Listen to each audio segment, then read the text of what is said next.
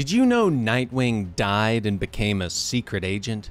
Welcome to the Comicstorian Full Story channel, where we take old and new full stories from Comicstorian and put them over here in one central location to make it easier for you guys to enjoy.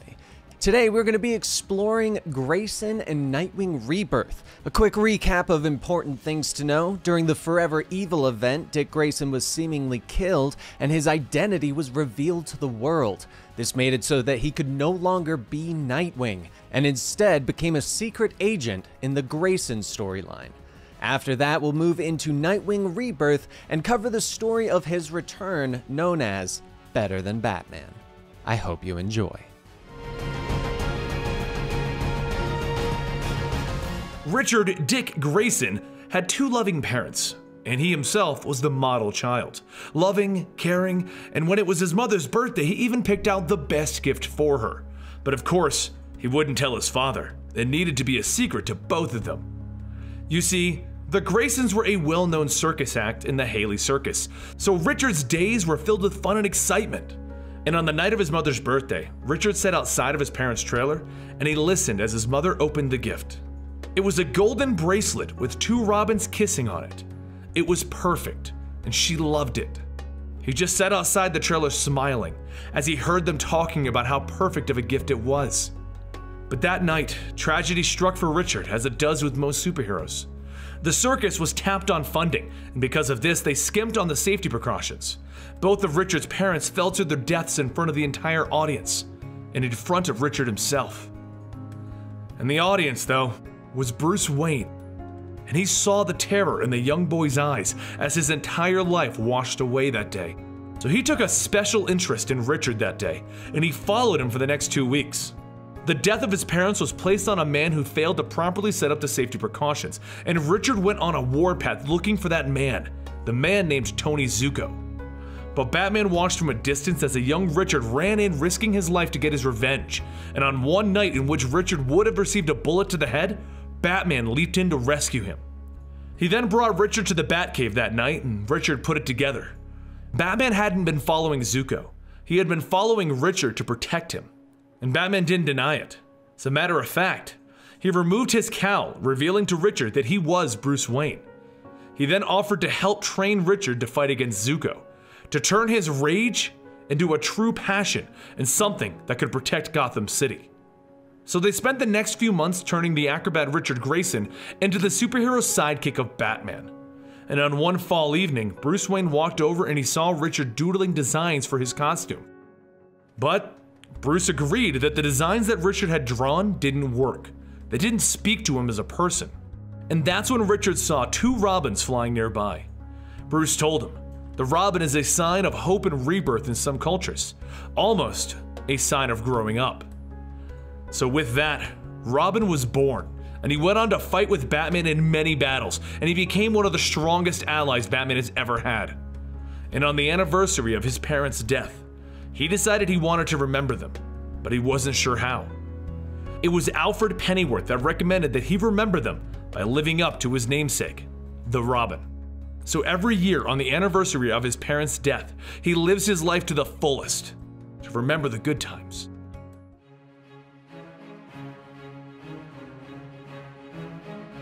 Alfred is preparing to take some tea down to Bruce, and he heads over to the elevator that leads to the Batcave.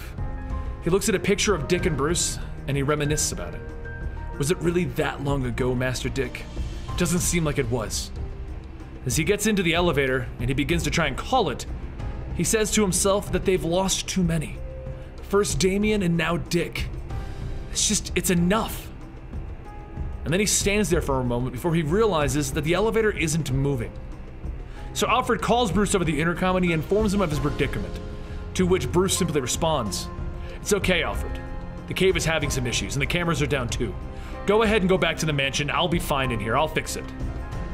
But before Alfred goes, he expresses his worry about Bruce, with Master Richard's passing, with the boys passing. He just wants to make sure that Bruce is okay. Dick Grayson was almost a son to Bruce Wayne, or as close as he had until Damian. And Bruce responds by informing Alfred that Dick wasn't a boy. He was never a boy. To which Alfred just says, "Of course," and he heads back to the mansion. Down in the Batcave, Batman and Nightwing appear to be preparing for a sparring match. Batman says, "How many times have we done this? How many rules have I given you? Where you fight, how you fight, we've done this too many times," he continues. "I need to see if they broke you. I need to see if you still have the heart that you once had. So one more time, Dick. Only one rule. You need to win." So Batman and Nightwing go at it. They start this fight like they've done so many times before. Two men, almost equals. The fight encompasses the whole cave, destroying everything around them.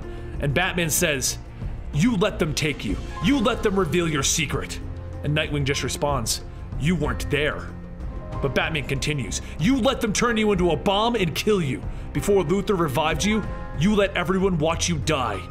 As the fight continues, Batman just states, "I've trained you too long and watched you die." And then he hits Nightwing in the face. After that, "I need to know if you're strong enough to know what comes next. Are you strong enough to make sacrifices that we will all have to make?" And Nightwing just responds with, "What is this, Bruce?" So their fight continues, and Batman just says, "I have a special mission for you, Dick. I need you to do something that'll hurt your friends, your family, and even me. I need you to stay dead." And Nightwing just stares shocked. "No!" And he kicks Batman into the air. Batman smiles and simply says, "Good. Fight. Fight like you can't be captured. Like you can't be killed. Fight like you're alive." And then as Batman throws a giant dice at Nightwing's head, knocking him off balance, he says, "Spiral, the espionage group. They fight the usual evils in the world. A lot of people fight that fight. Spiral is the best." But before Batman can go any further, Nightwing interjects, "But Tim, Jason, Alfred, Barbara."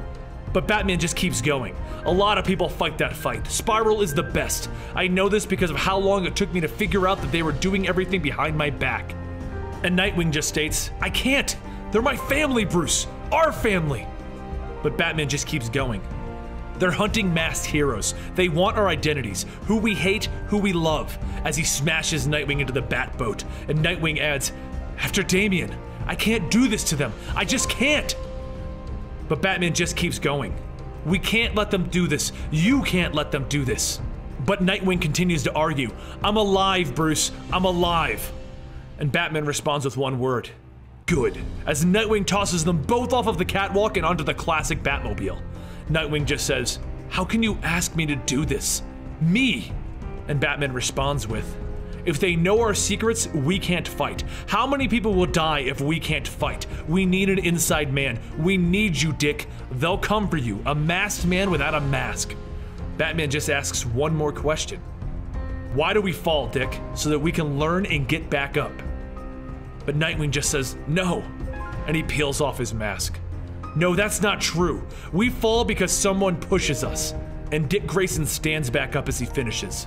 "We get back up so we can push back."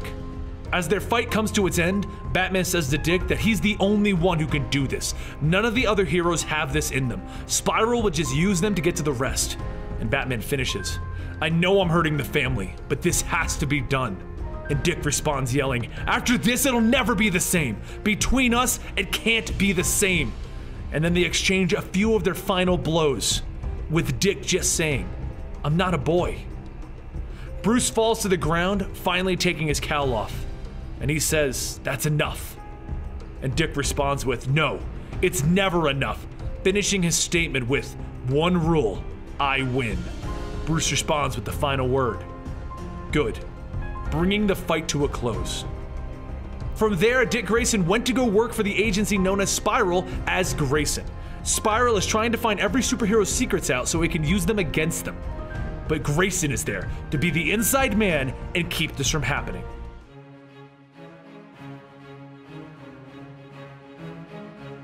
Dick Grayson was an amazing acrobat, one of the Flying Graysons, until his parents were murdered. But Batman helped him find new purpose as Robin, arguably the best Robin that there was. But he outgrew that role. He needed to become something more. So he became Nightwing, the hero of Bloodhaven, and practically a brother to Bruce Wayne. But he outgrew that role as well. Or he died, rather. When the crime syndicate arrived on Earth in their Forever Evil storyline, they unmasked Dick Grayson on national television, and then they murdered him for all to see. Batman did revive him, but where does an unmasked superhero go? He goes undercover into a spy organization that is trying to get the identities of all of the superheroes. The organization is Spiral, and Dick Grayson is now known as Agent 37, and he's joined their ranks to find out what their true purpose is and keep Batman informed. Now Grayson is on the Trans-Siberian Railway in a blonde wig. He somersaults onto the top of the train car and he finds himself jumped by one of the thugs who is also on the roof. He struggles for a second, but then he gets the gun out of the thug's hands and he throws it against a nearby pole, ricocheting it back into the thug's head. He sighs to himself as he handcuffs the thug to the roof. The downside to this solo act is that no one's around to see you do cool stuff. But little does he know that Midnighter is watching from a distance. Damn, that was pretty cool. Grayson lands inside of the train car and he talks his way out of needing a ticket before entering the dining car and having a seat at the bar. Next to him is a gorgeous blonde, hitting on an older, fatter Russian gentleman. The older Russian gentleman's name is Niall, and he's Grayson's mark. The blonde woman would be from a competing agency also trying to get their hands on this mark. So Grayson accidentally spills his drink onto the woman's chest, forcing her to leave the bar to get cleaned up. The woman walks away grumbling to herself before feeling dizzy, as she looks up at another woman standing over the bar. Grayson's partner, Helena, is looking at the woman. Don't worry, it's a paralytic agent that was spilled onto your ample chest. Who are you? Checkmate? Shut up and enjoy the scenery, Helena tells her. While Helena is talking to the blonde bombshell, Grayson managed to slip a roofie into the Russian man's drink and is currently carrying him out of the train car onto the side of the train, and then he jumps off of the train and off of the nearby bridge with the man in tow. But the thugs begin to immediately fire upon him. Grayson radios to Helena, "We're taking fire!" "Do something, Agent 37, or do I need to remind you what can happen if you breach his containment field?" So Grayson thinks quickly, and he uses an implant that Spiral gave him known as Hypnos to hack into the Russian man's mind and implant a suggestion. "I'm your friend. You've been lonely and afraid for so long, I just want to help you." "Yes, help you, friend!" So the two men run to a nearby nuclear silo with the enemy agent still shooting at them. They get all the way to the silo and they hide inside, but once they get inside, the Russian man passes out as something has hit him, and Grayson finds himself being assaulted by Midnighter. They bounce off the walls and the catwalks of the facility, with Grayson getting a left hook in and Midnighter headbutting him. So Grayson uses his Hypnos implant again on Midnighter, and Midnighter immediately knows what this means. A Hypno implant? That means you're Spiral, and you aren't here to help the poor sap at all. You're here to exploit him. But before Midnighter can say or do anything, he's blasted through the wall of the silo and into the sky. Grayson turns to his Russian friend standing there. "I help you. It's what friends do." "You're burning up. I need you to vent. Is it true what men said? You just want to use me?" "Yes, it is. I'm just like the men who asked you to smuggle what's inside of you. I'm not your friend. You're a loser that I know I can manipulate." And the Russian man blasts the wall trying to hurt Grayson, but he cartwheels out of the way and lets the man blast away again while he continues to dodge, until finally he burns out and collapses to the ground. Grayson has Helena come by for the extraction. They both come in for their debriefing where the head of Spiral congratulates them for an incredible job well done. And that night, while he's trying to call into Mr. Malone, aka Batman, Grayson gets a visitor. Helena just wanted to spend some quality time with him, but he stops her. "Isn't this forbidden by Spiral?" "I know that. I just wanted to see if I could get away with it with you without using Hypnos. Good night, Agent 37.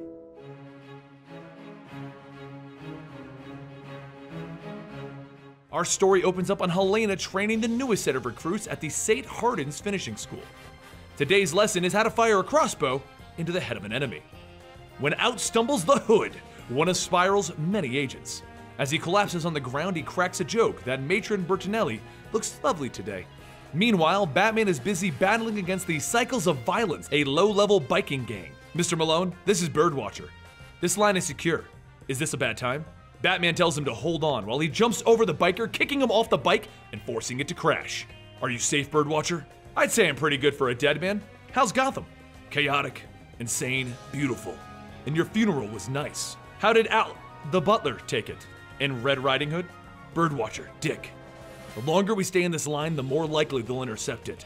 "Yeah, you're right. I don't need to know. I'm gonna wrap this up before the flowers on my grave wilt. Birdwatcher out." He then steps out of his room and he walks off to his mission briefing with Helena, his partner. They enter the head office and Mr. Minos explains that Agent 24, also known as the Hood, has returned. He was tracking a black market meta bioweapon, an enhanced stomach. Mr. Minos wants Grayson and Helena to pick up where this mission left off. And of course, they get to use the Spiral Mobile. They head off into the rain in their Spiral Mobile, which is a rather tiny car that Grayson got to take a great nap in. Helena will go report on the missing sheep in the area, while Grayson heads off to chat up with the locals in the pubs and see where that can get him. It's quite obvious who did better though, because 3 hours later we find Grayson taking a series of blows to his body from a speedster. As they run off shouting, "Sorry, human tenderize!" Grayson thinks fast, throwing a flashbang at the wall and then shooting it with his gun. The flash distracts the speedster and drops her to the ground. She pulls off her glove and looks at her hand and sees wrinkles starting to form. So she panics and boom! She runs off shouting, "No!" Helena runs down into the tunnels because she heard a shot, and she says that she found all of the sheep gnawed to the bone and shoved into a cave. So Grayson explains that this girl picked him out of a crowd and brought him down here where their fight began. They walk deeper into these tunnels and they find a training facility placed into a bomb shelter. They also find human bones. And Grayson and Helena put it together that this girl has been eating people down here in the basement. But before they can continue their discussion, Grayson shoves Helena to the ground as the speedster has returned. Grayson throws another flashbang against the wall, distracting her. And the girl explains that she's doing this because she saw so many horrific things working for the group, She didn't want to do this. But she didn't have the time to find somebody to test this properly, so she put it into herself, and the faster that she moves, the faster she ages. She then whips up a storm, throwing both Grayson and Helena to the ground as she takes a bite out of Grayson's arm. There was never enough food. I was always hungry. Grayson tries to kick and punch, but he can't get at her. He just can't do it. She moves too fast. But Helena tells him to stand down. What? Why? Because Spiral can use her. We're going to offer her a job and not risk damaging the implant. Wait, what? She's a cannibal! She killed people! She ate them! She's not a supervillain, Agent 37. Your old superhero days are over. She's an asset to Spiral. Grayson and Helena stare each other down. And then she throws a punch at him. Oh, come on. You didn't think I saw that coming? I can read your mind, Helena. So Helena leans in and says a trigger phrase, deactivating Grayson's hypno implants and knocking him out. The metahuman was brought in and the organ removed, stopping her speed and metabolism, and Helena didn't report Grayson's insubordination to their leader.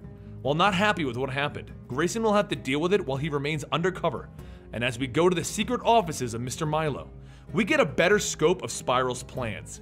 He's trying to build metahumans equal to other superheroes. With the part that they gained on his last mission, Grayson on board with Spiral and this new enhanced stomach, he now has a Batman, Cyborg, and a Flash.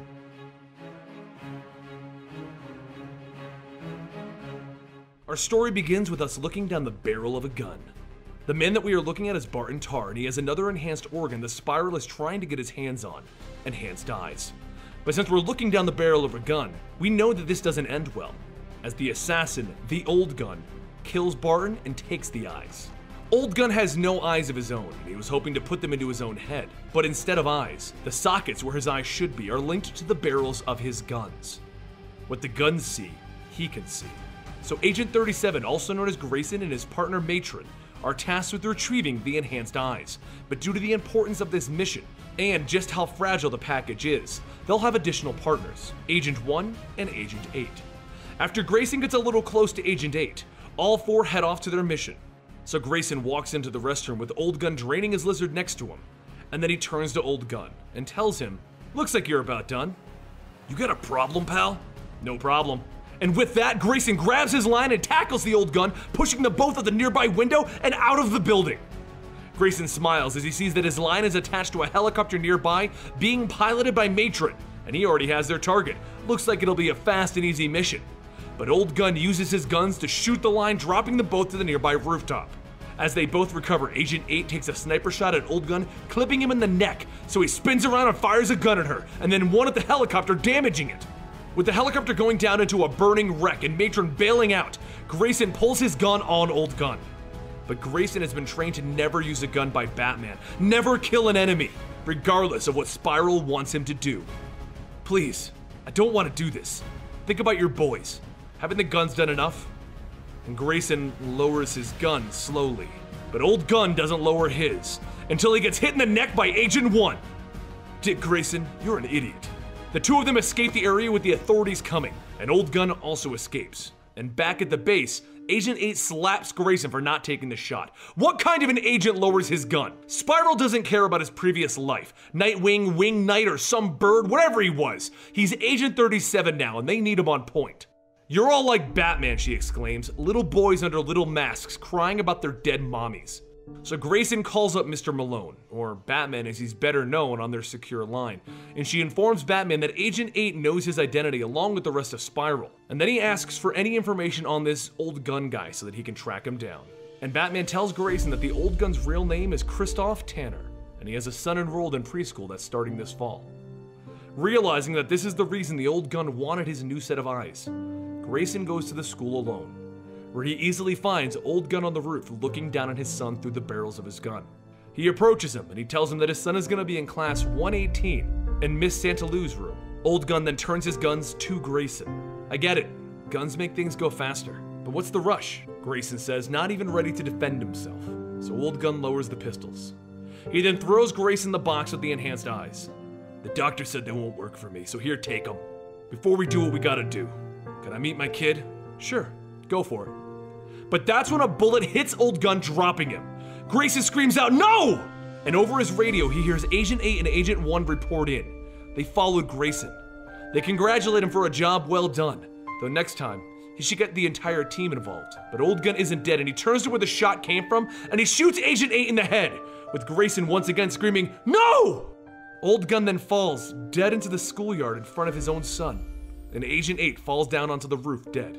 Grayson takes a seat on the roof as Agent 1 comes over the radio. "Agent 37, do you have eyes on Agent 8? She isn't reporting in. Agent 37, are you there?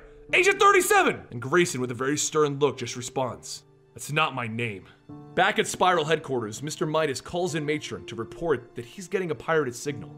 Someone is making encrypted calls from their base, and she needs to find out who it is. This operation to gain the powers of superheroes can't be compromised.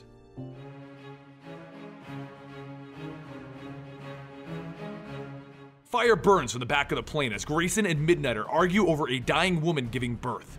"What are you doing? You said that if I didn't throw you off this aircraft, you could save her." "I'm not the one who kidnapped her, Spiral." "Yeah, you're the one who led Argus to us, and you got us shot down."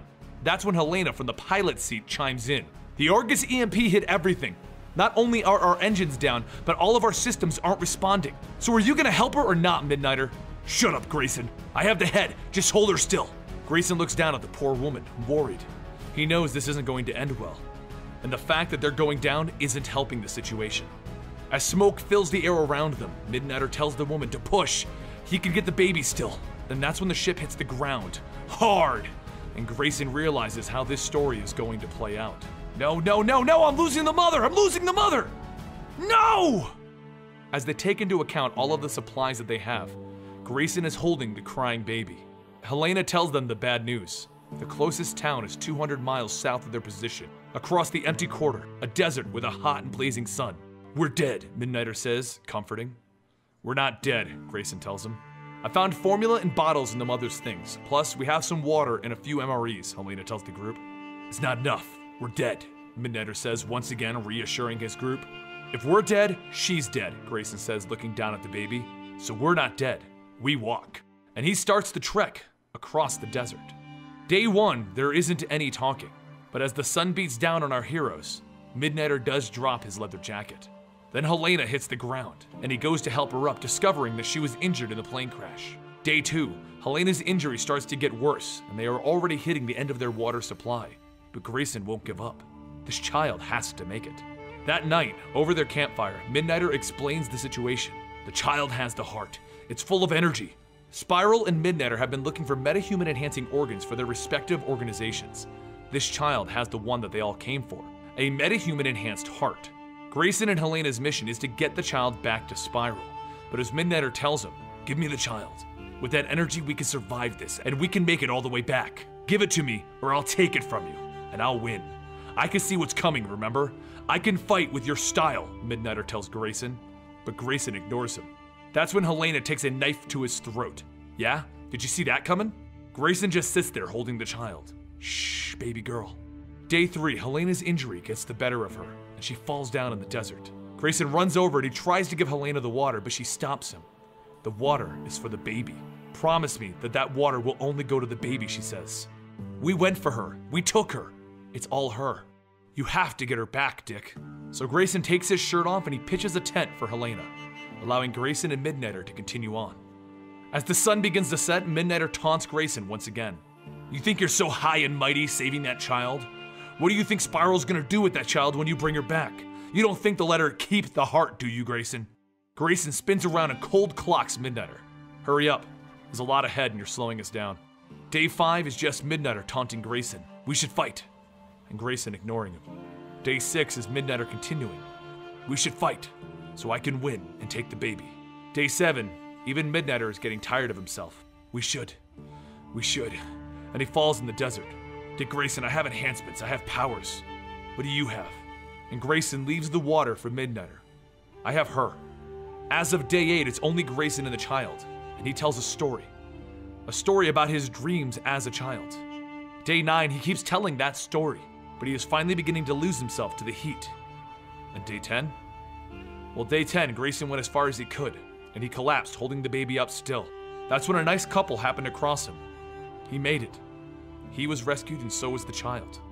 A week later, back at Spiral, Grayson and Helena were still in recovery, and the head of Spiral was going over the report.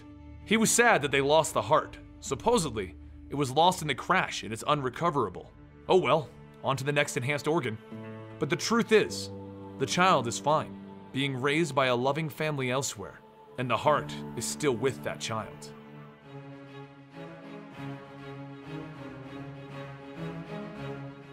Our tale begins with Grayson and Helena making their way across the coastline of the Yellow Sea, moving towards the base of a group called AWOL.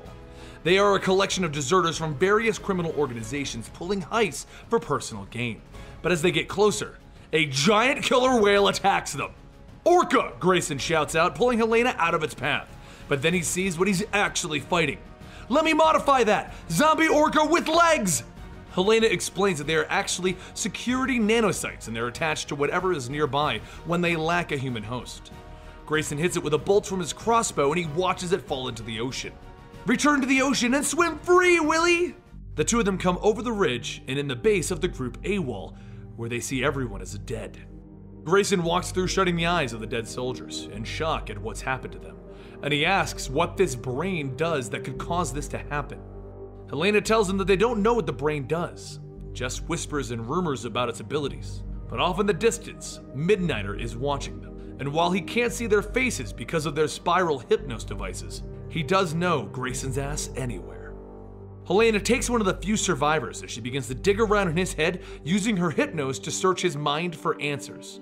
That's when Grayson gets too close to the technology allowing Midnighter to stay hidden, and Midnighter reaches out, grabbing him. Hey, you dick! What Midnighter did was pull Grayson through a door to the God Garden, Midnighter's base of operations. He explains that this is where everything man-made gets hidden, and then he lunges at Grayson. You got in my way in Russia, and again in the empty quarter, and I'm the kind of guy that holds grudges.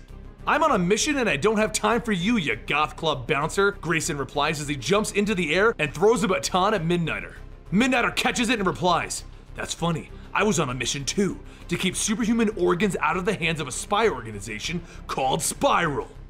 They go back and forth trading blows and quips, with Midnighter starting to win as he studied Nightwing's moves. But that's when Grayson begins to win and he asks him, did you study Robin's moves? He gets the better of Midnighter, but that's when his eye begins to bleed as his hypnos begins to fail. Oh yeah, forgot to mention, the God Garden has tech that turns off that wetwork stuff. And then he knocks Grayson out. Or it allows me to install it, as he has now seemingly taken Grayson's hypnos tech. Back with Helena, she's finally figured out what's going on. The Fist of Cain has taken the Paragon brain. They plan to fill it with hate and anger until it's ready to explode and then launch a psychic attack on the nearby peace rally. Meanwhile, back with Grayson, he's trying his best to overcome Midnighter, but he has the moves and the tech now. And once he knocks out Grayson, he'll use the hypnos to trace the signal back to the Spiral base. So Grayson says the secret word and disrupts the hypnos that Midnighter took out of him. Using that disruption, he uppercuts Midnighter, knocking him out finally. That's when an old woman appears behind Grayson. She asks him to follow her and apologizes for Midnighter's actions. It was unintended and his temperament got the better of him. But now, she'll need Grayson's help in stopping the Fist of Cain, because they've been built to destroy the God Garden, to destroy her, the Gardener, and Grayson is going to be needed to save the God Garden. With Helena moving towards Israel to stop this, she has Mr. Minos patch into Grayson's hypnos so that she can see where her partner has vanished off to. And what she sees is Grayson locked in a cell in front of her, which means that someone else is using the hypnos, and when he gets close to the glass, she sees that it's Midnighter.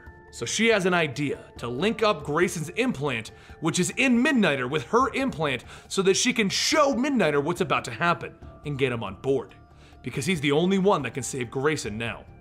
Meanwhile, Grayson is trying his best to convince the Gardener to let him out of the cell, but the Gardener explains that she wants thousands to die in Israel. It'll show the world that this artificial superhuman arms race needs to end now. God Garden wants to unleash this flood to combat sin. But at that moment, Midnighter's brain overloads as his hypnos is getting all of the information from Helena. He hits the ground and blood begins to pour out of his eye. But he does manage to get out the order. God Garden, release Grayson, open the door, we need to stop Israel. He turns around to the door and shouts, Gardener, you have to let me go. I saw things, and I think Grayson is telling the truth. But while Midnighter is now on his side, Grayson is trying his best to convince the Gardener as well, telling her that he saw the refugees that she saved, that she has compassion. Why is she keeping him here? And Midnighter walks to the door begging the Gardener to release Grayson. He doesn't want to fight her. Please, let him help. Meanwhile, in Israel with Helena, a concert is blaring loud music and the singer holds up the Paragon Brain. And thoughts of hatred, murder, and death pour into the people of Israel, and they begin tearing people apart. The Gardener is finally convinced, and Midnighter and Grayson walk through one of the many doorways from the God Garden and into Israel, ready to stop all of these people. Midnighter takes crowd duty while Grayson leaps over the people fighting and makes a break for the brain.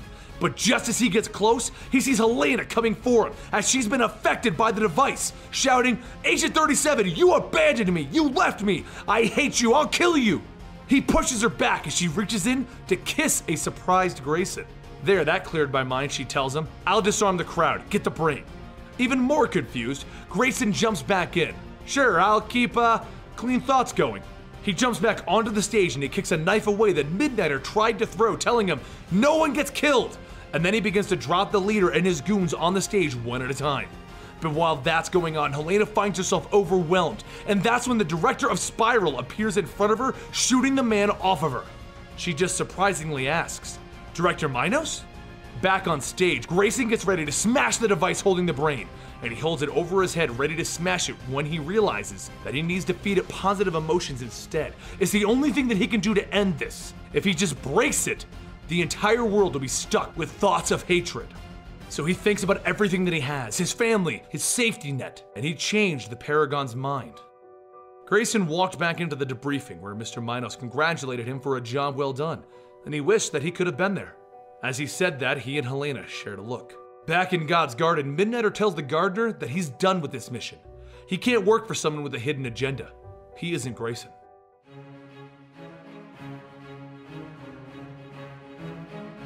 They've been sending him and his partner Helena off to recover the enhanced organs that grant superhuman powers from the world. But why have they been doing this? Because as the man in charge, Mr. Minos, has said, it's so that he could uncover the secrets of the Justice League. Grayson knew that this was a lie, and even Midnighter told him that this was a lie, but Grayson went along with the plans to figure out what the true mission was. But now, Mr. Minos has enough of the organs, and it's time for him to enact his new plan. He is a man of secrets, he enjoys them and he wants more of them. And he opens up his mission by firing a crossbow bolt from Helena's own crossbow into her chest. The doctor comes running out with Helena in her arms, bleeding all over the place as Dick Grayson is teaching his students gymnastics. Where is the doctor, Grayson? Helena, what happened? Grayson yells, running to her side. She explains in a very weak voice that it was Mr. Minos. He fired a bolt into her chest, aiming for her heart, but she always keeps the sights off target when she's not using it. After he shot her, she played dead so that he would leave. She then pulls the bolt out of her own chest. Dick, listen, all of the agents are on mission except for you and Agent 1. He'll hit Agent 1 first because he's at noon prayers in the chapel. She then passes out in his arms. Grayson stands up furious. I'm going after Minos. Wait, I've known this man for years. He's smarter than anyone and he'll know you're coming, the doctor tries to tell him. Do you think I care? He says, kicking out the window. All of the students are being escorted out of the room, but a few of the girls who have taken a liking to Grayson decide that they're gonna have some fun with this, and they go get their masks. Meanwhile, in the chapel, Mr. Minos shows up and points a gun at Agent 1's head. Agent 1 then spins around, knocking the gun out of Mr. Minos' hand, and then shoves him to the ground, pointing the gun at his crotch. You have 3 seconds to tell me if you've gone crazy or what the meaning of this is. Mr. Minos tells him, I have a secret. Meet Paragon. At that moment, Agent 1 is thrown into a wall by a cyborg robot monster. See, Paragon has the powers of the Justice League. I know. I told everyone that we were collecting the organs to identify the heroes, but when you're planning to expose the secrets of a horribly powerful organization like Spiral, it can't hurt to have a few of these on your side. Paragon begins to crackle as he charges up a beam similar to Cyborg's energy, and he blasts it at Agent 1. Luckily, Grayson arrived just in time to pull him out of the way. What do you know? Grayson asks him. Minos is insane and the monster has the powers of the JLA. We're going to die. What do you know? Minos took out Helena and the comms. We're all that's left. We're not gonna die, Grayson tells him, as he's dodging more of Paragon's blasts. Have I mentioned you're an idiot, Dick Grayson? Agent 1 says as he also leaps out of the way of another blast. Yeah, that's pretty much implied, but I've been working alongside the JLA for a long time, trained with them, and they have weaknesses, so will he. He then explains as he dodges and maneuvers around every one of Paragon's moves over and over. Cyborg's blasts are preceded by a small crackle. The Flash needs room for his speed to work, so stay in close. Aquaman's eyes are perfect. That makes his aim perfect, but it also makes him predictable. Green Lantern's constructs require a crazy concentration, so come in from multiple angles to confuse him. And Superman's breath takes 4.2 seconds from when it hits you to take you down. Plenty of time to maneuver away from it. Martian Manhunter's mind attack just takes concentration of will to avoid. He then goes in to hit Paragon, telling Agent 1 to never give in. And then as he helps him to his feet, he says, at least he doesn't have Wonder Woman's strength. Thank God we never got the heart. We never brought back the heart! Grayson realizes what they can do to stop Paragon, except they both realize that Agent 1's gun is on the other side of Paragon. That's when they're saved by the girls from the school, as they come running in with their masks, launching darts at Paragon to distract him. Grayson does a backflip over Paragon, catching the gun as the girls throw it to him, and then he lands, shooting Paragon right through the heart, shutting him down. Minos walks over clapping, telling them they did a job well done. Now they can just sweep him away, another secret to be kept. But how will they keep him from talking? He's been using Spiral to get all of the world's secrets, and he now has everything. And that's when a crossbow bolt appears in his chest, right in his heart. And behind him is Helena. I fixed the sights, ending Minos. But did they really? Across the world, Minos is sitting at a diner explaining that he left a light composite of his own design behind to pretend to be him. Someone to play the cliched explain everything villain that every hero wants to fight. So they'll fight him and the real Minos can walk away. The woman sitting across from him asks him, where will you go? What if I need to reach you? And he responds with, Ireland. I'll be in Ireland. But before he can go, she asks one last question. How did you know? No? Like, how did you know Spiral didn't manipulate you into doing this? I mean, they knew who you were all along. And maybe they just wanted someone like you to be their face for a while. What? Why? You said it yourself. You're kind of a cliched bat villain, except you obsess over secrets instead of things like penguins. The exact type of thing that they could use to attract someone like Grayson into their web? Wait, what? How do you? And now they can gently encourage him to serve their larger purpose. And now they can let you go. Wait, do I know you? You're Agent Zero. You were only a rumor in Spiral's files. Oh God, please don't do this. At least let one last secret come out. My name is... And she kills him. Honestly, Mr. Whatever, do you really think I care?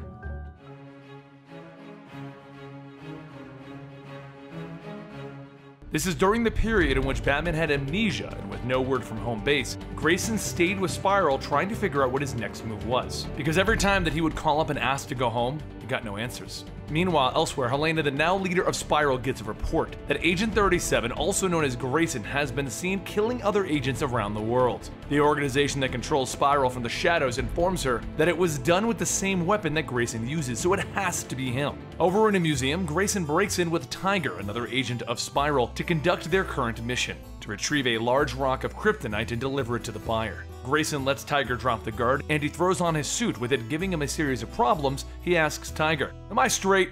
referring to his bow tie. While this is going on, Helena is going through all of the evidence that points to Grayson. None of this is adding up. Why would he betray her and Spiral at this point? But all of the pieces do fit. It could only be him. Back in Spain, Grayson goes to the dance floor and he spies the woman with the big rock on a necklace. Then, as they proceed to dance the night away, Grayson makes his move and he snatches the gem off of her necklace, pocketing it. He then goes into full distraction mode, giving her a kiss and walking away. She notices right away that the stone has been taken and she begins to shout out, "Thief! Thief!" With a smile, Grayson runs back into the halls where Tiger is waiting for him. He begins to sprint down the hallways and Helena gives him a call, telling him to take Tiger out of the equation. Agent 1 may have been compromised. So Grayson cocks his arm back, dropping Tiger. "Really sorry, man, but it looks like they always used to say, when you stop listening to the voices in your head, you've probably gone crazy." He then makes a break for it, leaving Tiger at the mercy of the guards. Tiger looks around and simply says, "You're an idiot, Grayson." Grayson runs across the building to where a guard is being questioned about the mysterious person that he can't remember. Because Spiral has special technology called Hypnos that blurs individuals' faces so you'll never know that they were there. The guard only remembers the tuxedo, but as Grayson runs through kicking him in the head, he tells him, "Don't forget my smile." Tiger looks at the guards and he begins to drop them all within seconds. Then he decides that he's going to get his revenge on Grayson. No one betrays Tiger. As he slips away requesting an extraction from Helena, she informs Tiger that he isn't to go after Grayson.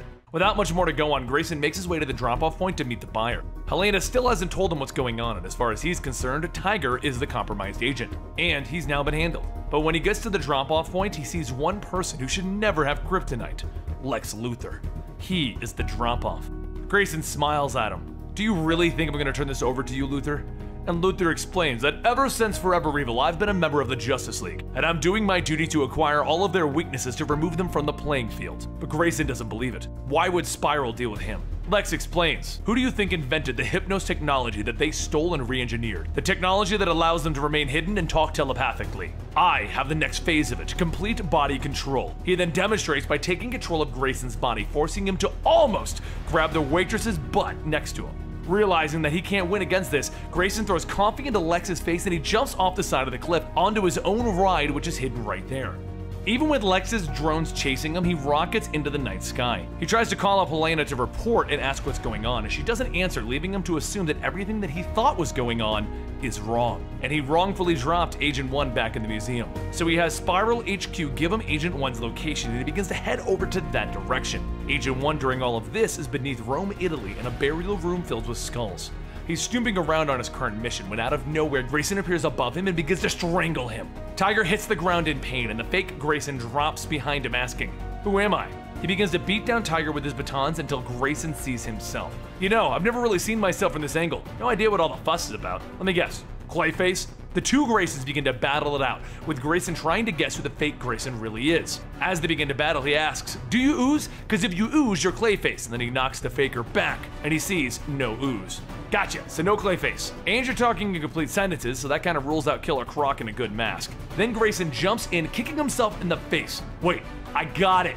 You're secretly Wonder Woman. Now hear me out here." He keeps throwing punches over and over, explaining that he thinks that it's Wonder Woman because she's doing this so that she can get with him. She must be tired of Superman. Then he leans in.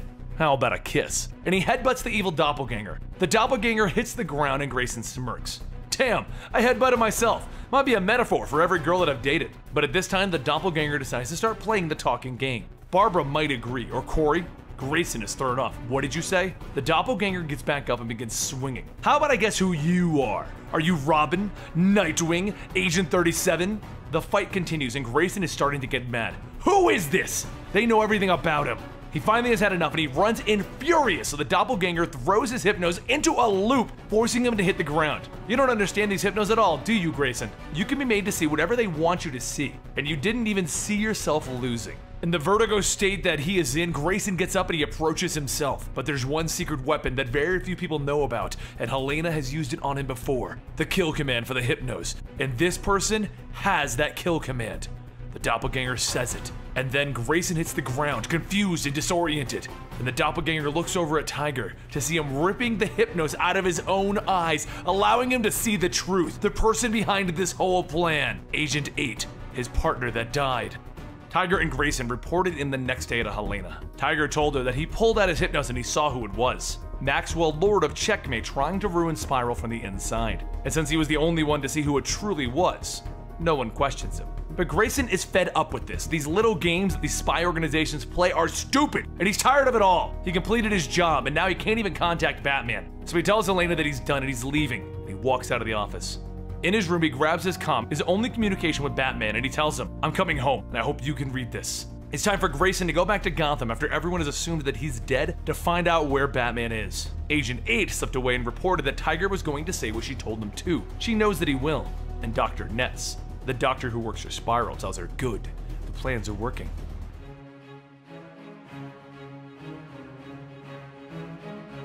Dick had Alfred help him with his makeup and his wig. He'd become reliant on the hypnos that Spiral was providing him with to hide his identity. And with Bruce remembering nothing, Dick wanted to remain hidden. He sat down and he started to chat with Bruce, feeling him out, and to see what this whole situation means. What he decides is that Bruce is happy being oblivious, and he'll honor Alfred's wishes of not bringing him back into the Batman life. At that moment, the window behind Bruce shatters, and in comes a Spiral agent. She hits Bruce with a tranquilizer right away and then informs Agent 37 that Spiral isn't done with him, though she imagined that the first time that she met him, he would have his shirt off, because of the rumors. Dick gets up and tells her that she really shouldn't be here. He left the life of Spiral, and as they tumble over the furniture, she informs Dick that Spiral isn't done with him yet. If he doesn't return to work at HQ, they'll reveal to the world that Bruce Wayne was Batman, and they'll ruin everything for the man. And Dick asks her, "Who are you?" And she informs him that she is Agent Zero, the spider in the web. She's calling him home. She then hits him hard and leaves him there. As much as Dick Grayson wants everything to go back to the way it was, it would look like he has one more thing to do with Spiral. But before he can do that, Jason Todd punches him across the face. He isn't happy that Dick lied to them, his brothers. You don't do that to another Robin. Dick tries to apologize, but Tim cuts him off. "We all die. We're all going to die. But you didn't die. You just lied." He tries to give them a speech telling them that it was for the betterment of the family and that everything will be better, but neither of them wants to hear it. So he begins to pull out a gift that he took from the Batcave, the first 2 batarangs that Batman used, and he throws them to Jason and Tim. He tells them, "I want you to know.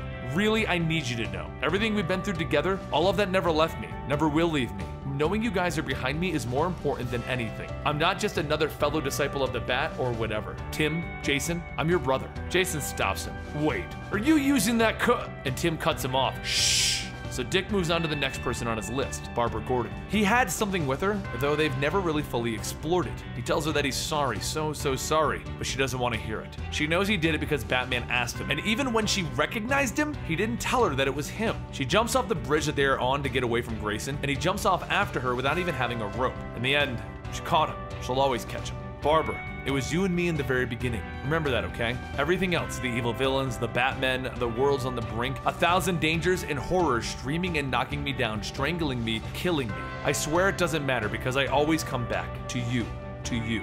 She looks at him in the eyes and asks him, "Is that your stupid clue master?" And Dick moves on to his last location, Damian Wayne. They both look at each other and declare, "You're alive?" You see, when Dick left, Damian was dead, but Batman went to Apocalypse to revive him. Damian was the least upset with Dick's return. He was just happy to have his older brother back. And Dick told him, "Before we get into it, and we have a lot to get into, I have to tell you something. Red Robin, Red Hood, Batgirl, I know they could take me leaving. Each of them has been in the game a long time, and you've seen things too, I know. Kids like you, well, there aren't a lot of kids like you. I just want to say, how you took it, how you went on, to see what you're doing, what you've become, I'm nothing but proud." Damian looks at him. "Wait, are you using that asinine child's game you taught me? The Clue Master's Code!" Everyone, of course, figured it out the moment that Dick Grayson left. You see, the whole time, Dick has been seeing the Bat Family to deliver a secret message that only they could crack. They all type in the code and they hack into Spiral's Hypnos program. And with that, Dick Grayson goes back undercover for one last mission as Agent 37, but with the Bat Family's support this time. He walks into the office of Agent Zero to inform her that he is back in action. And as Agent Zero welcomes Dick back into the fold, keeping her face hidden with Hypnos, Batgirl decrypts the Hypnos, showing Dick who he's been talking to. Luna Netz, Agent Zero. And it's time for Agent 37 to put an end to this whole operation.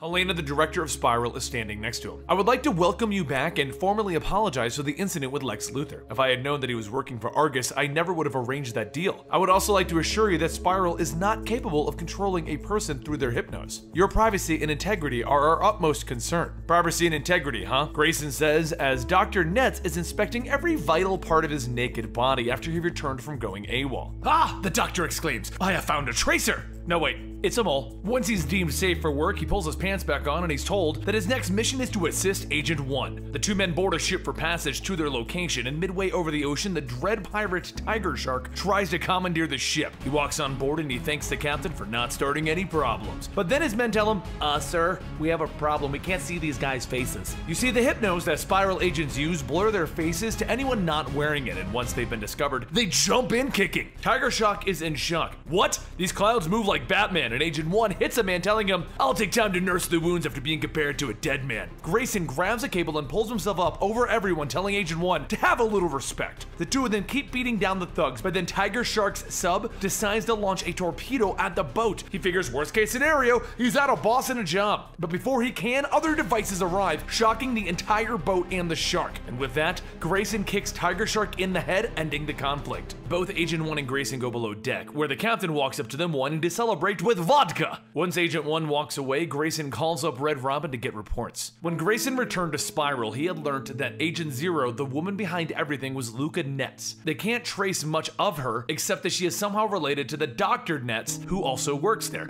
the one who was just inspecting Grayson's body. But when Tim went digging for information, he found something odd. Luca Netz has always popped up spying on Batman and Robin. She's fascinated with them. She can be seen in the background of almost every photo taken at every one of Batman's events, tracing all the way back to 0 year. She's been watching Dick Grayson this entire time, but why? Through all of his tracing, though, he found someone trying to find information on Luca Netz. This person was wiping out information on the internet. So Tim traced the IP address back to a place right outside of Berlin. So Grayson tries to figure out how he can get Spiral to send him to Berlin so he can have a look at this place, and he needs them to assume that it was their idea. Tim suggests that he use the Grayson charm on the director. Grayson tells him his charms won't work on her, but his charms will work on him though, and Tim stops him. Did you say him? Meanwhile, Helena, the director of Spiral, calls a meeting of the heads of the organization.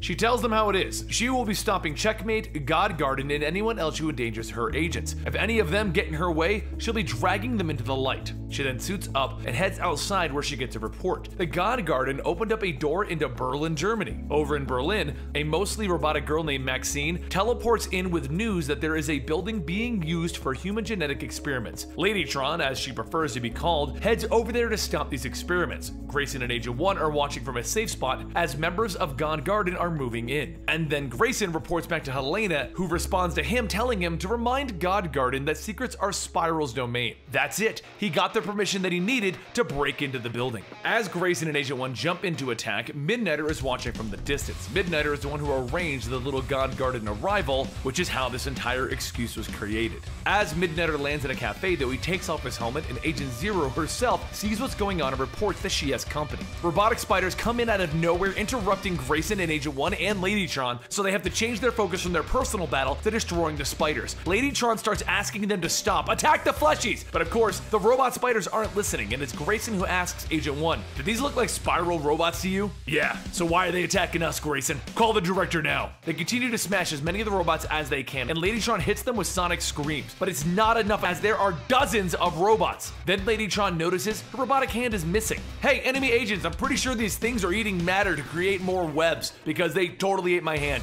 Agent 1 realizes that they are in trouble, so he grabs the mechanical woman and Grayson, and using her 600 pounds of weight, they all come crashing through the vents into a large server room. The spiders are still chasing them though, so Agent 1 has an idea. Ladytron, use your reactor to send off an EMP killing off the spiders. And Grayson has an answer to that. Punch Agent 1 across the face. Grayson, you bastard. Then Grayson kicks him, knocking him out. Grayson then looks at Ladytron, and using his hypnos, he hacks into her brain to inform her, Maxine, you're in a nice and warm place. The story of Spiral actually began with a young scientist, the original Agent 0. He was the smasher of heroes. With Spiral, he was able to control the world. He was so powerful, so confident, and utterly bored. It was during the First World War that he began to realize that all battles have to come to an end. All become their own enemies, and all eventually destroy that which they created. Agent 0 realized that he must keep the war from ever ending. He had to find new enemies and challenge himself. So he created a secret army called the Leviathan that would infiltrate Spiral. He created a never-ending Ouroboros, endlessly eating its own tail. His name was Otto Netz, and he eventually became known as Dr. Daedalus. Meanwhile, back in the current time, Grayson has put a positive memory into Maxine's head, and he begins to ask her to hack into the computers for him. But the moment that Helena calls him, asking what the hell's going on, Grayson explains that he and Agent 1 have beaten the enemy agent, and they are just hanging around. He then hangs up, and she doesn't believe him. Our story of the beginning of Spiral continues though. Eventually, the master of all, Agent Zero, was diagnosed with Alzheimer's disease, and he realized that he was fading fast. He needed somehow to live forever. So he went off to make a home and have 2 daughters, Elizabeth and Katrina Netz. They are his future and his past. Back with Grayson, he asks Maxine to tell him everything that she can find out about Spiral, and that's when he gets this story. Over with Helena, the spider calls her, a being that works behind the scenes of Spiral, demanding to know where Grayson is. Back in our Spiral origin story, Agent Zero explains that he discovered a way to encode himself and his mind into a computer system, into the web that is Spiral. He would become a spider. But he wanted this version of himself to always be challenged, to become the wise spider of Poet's Tower. So his daughters had a purpose. One was to become him, Agent Zero, and the other would challenge him as a Leviathan. This is the story that Grayson receives, and he realizes what is going on. Spiral is in a never-ending game for the Netz family. The spider then tells Helena that Grayson must be stopped, and she will have the nano spider bots devour him. She refuses, but it doesn't matter. The spider demands it, and she is forced to press the button. And as they begin to approach Grayson, Agent 1, and Maxine, Grayson grabs Maxine by the shoulders and he tells her, "You need to use the EMP now, Maxine, do it!" With that, the EMP goes off and all power in the area is dead. Back at the Spiral headquarters, Dr. Netz answers her phone. Elizabeth Netz speaking, and on the other end, her sister, the current Agent Zero. "Oh, you played the game well, sister. You covered my and your tracks well." Grayson tells Maxine to take a nap, and then out of nowhere, Agent 1 jumps on top of him. "Nothing, not Helena or God can save you now, Grayson." He throws Grayson to the ground, and Grayson tells him to stop, listen to me. But Agent 1 is tired of Grayson hitting him. Luca Netz, Elizabeth Netz, Helena, we have to stop them all, Tiger. We have to destroy Spiral. And that is where our story with Grayson and Agent 37 is currently at.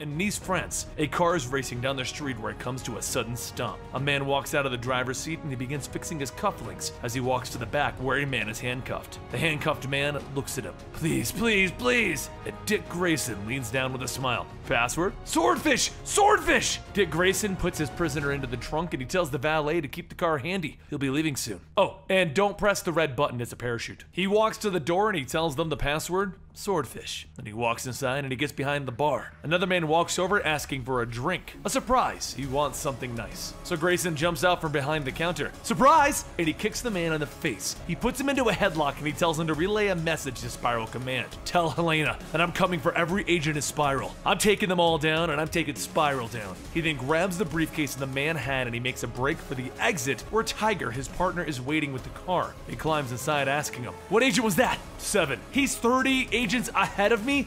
That guy? Is there any way for me to retake the agent test? Because, you know, I had a problem with my pencil that day." 5 days pass and Grayson and Tiger are now in the Alps. "I'm pushing the red button, Tiger. I told you no." I know. I totally heard you, Tony the Tiger. I also told you not to call me that." It just seems like one of those textbook red button moments. Then around them, various men with guns and skis come whipping by, and the car that they are in jumps a snowy gap to another cliffside. You know, I used to drive shotgun with Batman, you know, obsessed, insane, wears a batsuit, doesn't believe in fear. I was never really scared of his driving, and I've only been with you for 1 week. 1 week, Tiger! And all I can say is that I wish I still wore my yellow pants. You know, you get it? Yellow pants because I'm so scared I might pee. I get it. Shut up and push the red button. You told me not to push the red button? Yes, and now I'm telling you to push it. Does this mean that you're backsliding on the Tony the Tiger thing too? Because I kind of like that nickname, and you could call me Spy Wonder. Damn it, push the button, idiot! So Grayson hits the button, and the parachute fires off. Yeah, I knew you'd insist on idiot. Spy Wonder, I hardly knew you.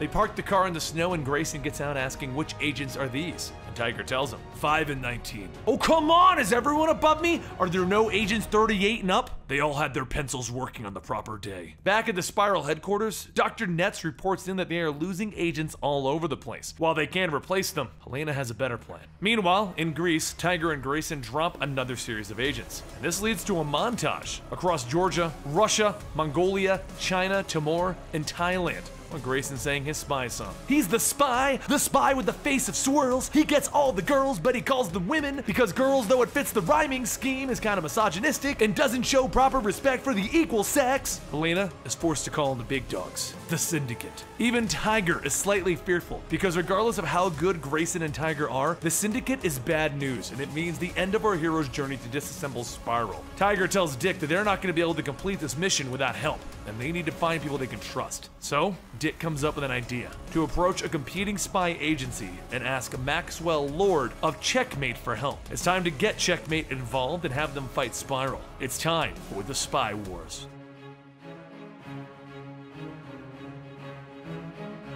While Grifter is briefing the Syndicate so that he can head out on the mission, Agent 1 and Grayson are stalking another enemy agent, an agent from the organization Shade, Frankenstein.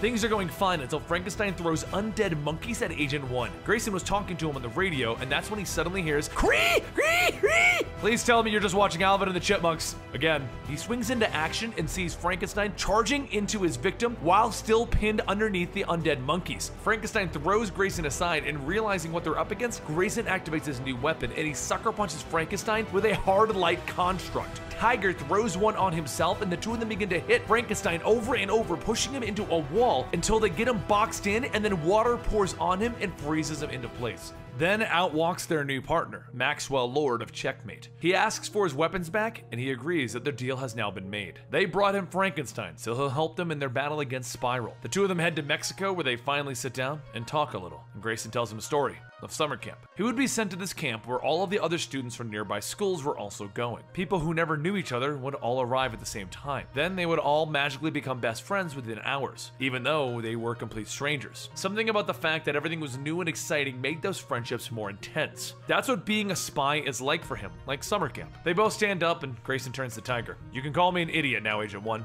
I have made my distaste for your history and many of your present actions quite clear. But know this, as I have come to know you, I have to admit to myself that I may not like working with you. I indeed like..." And then before he can finish, Tiger is punched across the face by a mini person. The mini person then grows to a full-size person and is pink. Grayson tries to punch her, but his force is thrown back at him. And then Grifter arrives, grabbing Grayson by the arm and throwing him to the ground. They flip around a little bit, and Grayson asks him, "How did Helena get you on board, Red Hanky?" Meanwhile, Tiger is fighting the pink person as she grows, shrinks, and bounces him around. "I told Helena that I was getting bored fighting against her easy agents, so she sent a toy that throws my own might back at me. Genius!" he says as he hits the ground. Back with Grayson, he is constantly dodging Grifter as he fires his guns at him. That is until Grayson figures out that Grifter is following his movements telepathically, so he throws a baton against the wall. It bounces around, throwing off Grifter, and as it comes for his head, he shoots it out of the sky, but that was a distraction,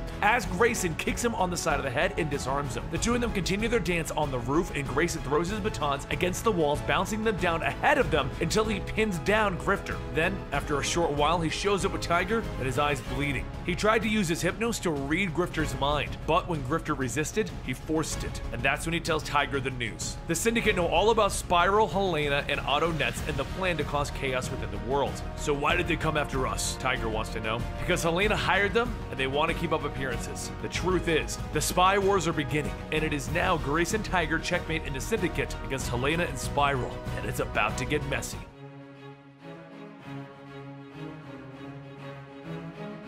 After receiving a tip from Grayson that Leviathan was on their way, Helena and Dr. Nets began to get the students of the finishing school down into the lower level shelters. As the two of them make their way back outside, Helena is attacked by Leviathan, and King Faraway calls out to execute Omega Attack. One by one, the members each shoot and beat Helena down to the ground, and just as Faraday begins to gloat, he is stopped by Grayson, punching him in the face, saying, "Sorry, were you still gonna go on?" Grayson and Agent 1 begin fighting off everyone, while Grayson tells Dr. Nets to go ahead and get Helena the medical attention that she needs. They're going to need to be preoccupied for a bit. Over at the Skull Girls dorm, Agent Zero tells the girls that they're going to have to help her save the school. Agent Zero is the individual who is trying to turn Spiral into an organization of chaos and destruction. And she explains to the Skull Girls that the people fighting out there, Agents 37, 1, and 8, they're all traitors, and Matron Bertinelli is dead. Everyone else alive is working for Dr. Nets, and they're really working for a secret organization called Leviathan. Leviathan is another top-secret spy organization that has been brought together to fight against Spiral, to give Spiral something to battle against for ages and ages. But now it's about to get messy. One of the Skullgirls asks Agent Zero why they should trust her, and Agent Zero tells them that they have never given them anything, but she has come bearing gifts in the form of weapons. While Dr. Nets begins to prepare Helena for surgery, machines begin to cover Helena's body, and Spider tells her that the matron has returned to the womb. Dr. Nets says that Helena needs surgery, but Spider tells her that she isn't the only healer within the web. Besides, right now, she needs to sit at Spiral's center and welcome her father home. She then calls up Agent 8, stating that she is now in command of Spiral. The awakening is happening sooner than expected, so engage the attackers. A short while later, Agent 8 is slowly backed into a corner by the Skull Girls after receiving a beating. Agent 8 says that she couldn't tell them how long she's waited for this day, but all of the girls then draw their weapons, telling her she must have forgotten who lives here. They are the Skull Girls. And Agent 8 responds with, well, you must be confused, because really, you're just a bunch of corpses. And she pulls the pin on a grenade. Outside with Grayson and Agent 1, he calls out that there are innocent kids in there, but Faraday tells him that there are no innocents here. But whoever did that had nothing to do with us. Grayson calls him a liar, but as Agent 1 is pinned to the ground, he tells him, no, I'm telling the truth. It's her. As smoke begins to settle, Agent 8 walks out standing over the bodies of the Skull Girls. Agent 1 then gets back up stating, stay out of this fight. This is all his. And Grayson says, neither of them stand a chance alone. But let me make a call to Mr. Fight. A door begins to open, and through it, Midnighter walks out stating, hey, I'm not the romantic type, but I could kiss you right now, Grayson. Grayson runs over to check on the Skull Girls, and they all jump up calling him a traitor. One of the girls states that Agent Zero says goodbye, and Grayson tells them no wonder why there's an outbreak of crazy. She's the enemy. You're not fighting for Spiral, you're being used by Leviathan, Skull Girls. Soon Grayson manages to convince the girls to stand down just as Agent 1 finishes his fight by shooting Agent 8, his old partner. Grayson meets back up with them, telling him, score 1 for the good guys. And Agent 1 tells him, yeah, good guys. Back down in Dr. Nets' lab, Agent Zero says hello to her sister. Agent Zero and Dr. Nets are both children of the original evil Nets. Dr. Nets tells her, yes, I can hear you very loud and clear. And I will miss you when you're gone, sister. Luca, who also goes by the name Agent Zero's eyes widen up, and in a fit of rage, she headbutts Elizabeth, also known as Dr. Nets, stating, when she's gone, I'm the chosen one. I'm Agent Zero. The two sisters begin to fight and struggle with each other, and then they stop and a voice tells them, don't stop on my account, daughters. They look up to see Helena standing, telling them to fight harder. Helena then tells the girl that she is Dr. Daedalus, but Elizabeth says, don't you see? Our destiny, it's all been a trick. The crown was never ours, it was his. Otto wears the crown to fly close to the sun, but fear not, they can still serve the coming cataclysm if they are willing. Outside, as the fighting settles, Grayson says that they need to find Helena, but Agent 1 tells him it's too late, she's gone. The return of Dr. Daedalus is at hand, and Helena is his chosen vessel. Dr. Daedalus is the father of both Dr. Nets and Agent Zero, also known as Elizabeth and Luca, and he is the one that orchestrated the entire Leviathan versus Spiral situation, and he put his brain into the computer so that he can live forever, so that he can be reborn in an individual eventually, so that he can bring the end of times, the cataclysm. The entire thing was so that he would not get bored. That's it. I had to explain it, like lay it out for you so you'd understand. But let's go ahead and move on. Back in the lab, Dr. Daedalus tells them that he will give them one choice, kill or die. Now, if one of them would like to join him, he has needs beyond this cellar. Luca pulls out a gun repeating, one of us? Grayson tells Agent 1 to tell him what's happening, and Agent 1 tells him, Spider has been playing us all. It could never be allowed to win. But I have higher allegiances than you, Grayson. And Midnighter says, hate to be the one to tell you. Pretty sure your friend works for Checkmate, Grayson. This really isn't my scene, so I'm gonna be going now. And Agent 1 tells Grayson to stand down. This is Checkmate's operation now. Agent 1 has been a double agent this whole time! Soon, Agent 1 gets word to follow Dr. Daedalus, and he's been given a small jetpack, but as he leaves, Grayson jumps onto their helicopter and follows. During the chase, Grayson fires missiles, forcing Agent 1 to eject from his gear, but on his way down, Agent 1 falls towards the helicopter, shooting at it! He tells Grayson that Spiral has been playing on Checkmate's board from the start. They've been trying to keep everyone within Spiral from fulfilling Dr. Daedalus' plan, keeping watch and keeping the great Dick Grayson tied up. Grayson jumps from the cockpit of the helicopter to the roof of the helicopter, stating, you missed one thing. I like being tied up. He then lands on Agent 1 and the two of them begin to punch each other back and forth until Agent 1 manages to throw Grayson off of the helicopter. He luckily had a parachute while Agent 1 begins to ride the burning helicopter down to the ground. Elsewhere, Dr. Daedalus and Luca are riding a train, and he asks if her sister died well, and Luca tells him, of course. He goes on to state that he thought that maybe she would surprise him. He did make her smarter, but Luca says, yes, but why didn't you make us both smart? And Dr. Daedalus informs her that he has no need for two smart children. He needed one to be cruel, so he bent the world into his desired shape. It's what he does. Luca then pulls her gun on Dr. Daedalus, telling him, yes, but you're no father to me. You're just a blind scientist, and it is I who will be at the center of the web. So how does it feel to be the helpless one now? Dr. Daedalus pushes a button and electricity shoots out, electrocuting Luca. And moments later, her body is dumped from the moving train. Back with Grayson and Agent 1, they begin to move back out while Agent 1 steals someone's car and Grayson goes to pick up his bike that he had hidden away. A short while later, Agent 1 asks, "Where do you get all these ridiculous toys?" And Grayson tells him, "Don't be mad. We all can't be best friends with Batman." Agent 1 spins the car, firing his gun at Grayson, and he begins to drive back towards him, shouting, "Do not make me kill you!" And Grayson tells him, "Don't worry, you won't." And then he hits a switch on his bike. The bike begins to speed up towards the oncoming car, and it rides up it, using it as a ramp, crushing the engine and driving off of it. Back over at Elizabeth's lab, Maxwell walks into a dying Elizabeth, and he tells her, "I can help you. I just need the Minos file and all of the members of the Justice League, and I'll save your life. Besides, you never worked for him. He was the one pulling all of the strings. You're just a pawn." And she tells him, "You think you've won? Well, let me ask you, when is a pawn not a pawn?" As Elizabeth types away at the computer, the screen begins to change, stating that the archive files on the Justice League have been deleted. And she tells him, "When it becomes a queen." Over in the snowy mountains, Grayson finally begins to get close to Dr. Daedalus, and he opens up the doors to his hideout. As he walks through the lower floors, he hears Dr. Daedalus stating that it looks like the fly has entered the web. And he tells him that he has one chance to let Helena go. And Dr. Daedalus tells him, "I cannot. She is my vessel, and I am her god now. I am the center of the endless spiral, the mind of the cruelest Leviathan. So step into my presence and see the truth, that I am the end." As Grayson enters, Dr. Daedalus begins to show him all of the things that has happened to him and tells him, "There is no end to the spiral. There is no end for me." And he hits him with the end of his cane, stating, "I will erase every trace of the woman you love." And Grayson says, "I have a better idea." He jumps back up, kicking Dr. Daedalus, and he tells him, "How about I take you?"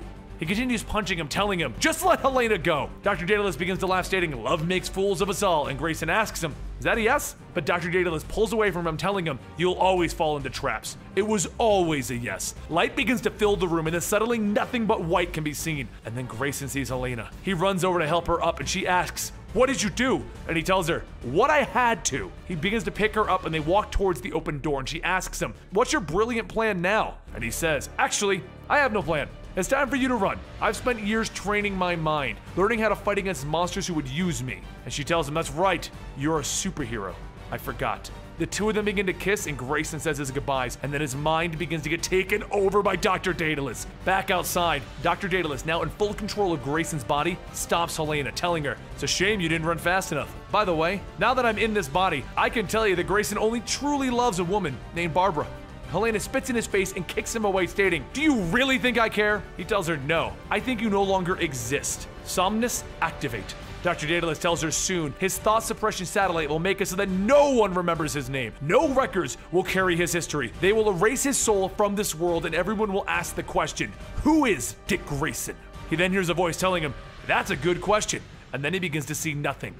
Dr. Daedalus asks Somnus, "What is this?" And Grayson tells him, "The satellite can't hear you. You're in my mind, our mind. The world may have forgotten me, but here, that question's a bit more complicated, isn't it? So do you really want to know who Dick Grayson is? Well, you're about to find out." Dr. Daedalus' body begins to change, sprouting spider legs, stating that he will be the greatest version of them. But all of the versions of Dick Grayson begin to attack him, kicking and punching through his spider legs, telling him that he's done. Dr. Daedalus pulls out a gun, telling him that the world is theirs to shape. Join him! But Grayson says, "It's not every day you get to become a Nazi warlord. I think I'm gonna have to pass." As Nightwing punches Dr. Daedalus down, he tells him that this will be the last offer that he makes. This will be the end. The spiders begin to crawl out, attacking the other versions of Grayson. But the Nightwing one says, "It will be your end as well." Dr. Daedalus tells him it's his kingdom. He can't dare defeat him without destroying him. The risk is too great. Nightwing leans in, telling him, "Risk is what I do. Risk is who I am."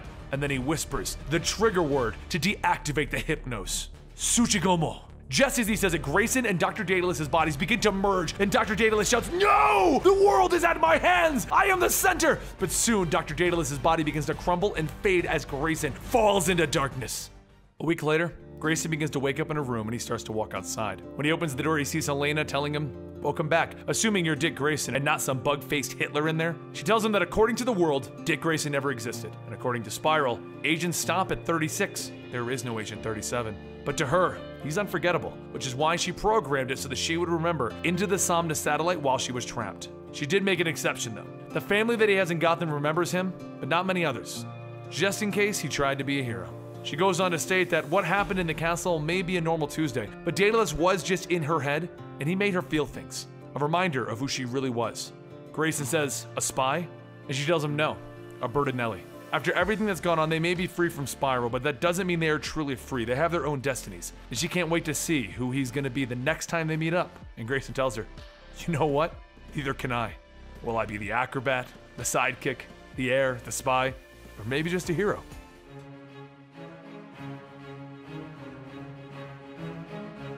And now he's in an arcade with Damian, who is super excited to see him. Dick and Damian have been hanging out in the arcade while they catch up. Damian has been traveling the world making amends for his Year of Blood, which we also have videos on, while Dick was undercover with Spiral, which we also have videos on. Damian asks Dick about Helena Bertinelli. She was his partner and then the head of the spy organization, and once they discovered the master plan, she worked with him to end it. Damian asks, you think she'll be keeping in touch? But Dick isn't sure. After Dr. Daedalus messed with her mind, she seems to have other priorities. Flashback to 3 days ago, when Dick was packing his things and saying goodbye to the students at the school that was used as a cover for the spy organization Spiral. He went to Helena's room to knock on the door and say goodbye. And she told him that she was feeling under the weather and would not be in the mood for a goodbye, because she was actually putting on her huntress outfit to get ready for her next mission, to get revenge for the Bertinellis. And if you want to follow her, go check out Batgirl and the Birds of Prey. We already did a video on that. Back in the current times, Dick and Damian walk down downtown Gotham while Damian asks Dick about the files that Spiral had on all the secret identities of every superhero in the world. But Dick reassures him, telling him that all of those files have been collected by Batman and they've been destroyed. To make the situation even better, Dick trusts the current head of Spiral to keep his word that he won't explore that avenue again. It's his old partner, Tiger, former Agent 1. Flashback to 2 days ago, as Dick, Tiger, the synthetic assassin from the Syndicate, and various other rookie agents were dropping a Hive experimental research facility. The rookies failed to stop the enemies, and Tiger called them all almost as useless as Grayson himself. Aw, thanks, Tiger, Grayson says, kicking a guy in the face that was about to stab Tiger. Tiger allowed Grayson to come along even though he's not an active agent any longer, and Grayson asked him about the device. Tiger assured him that it is being handled. So,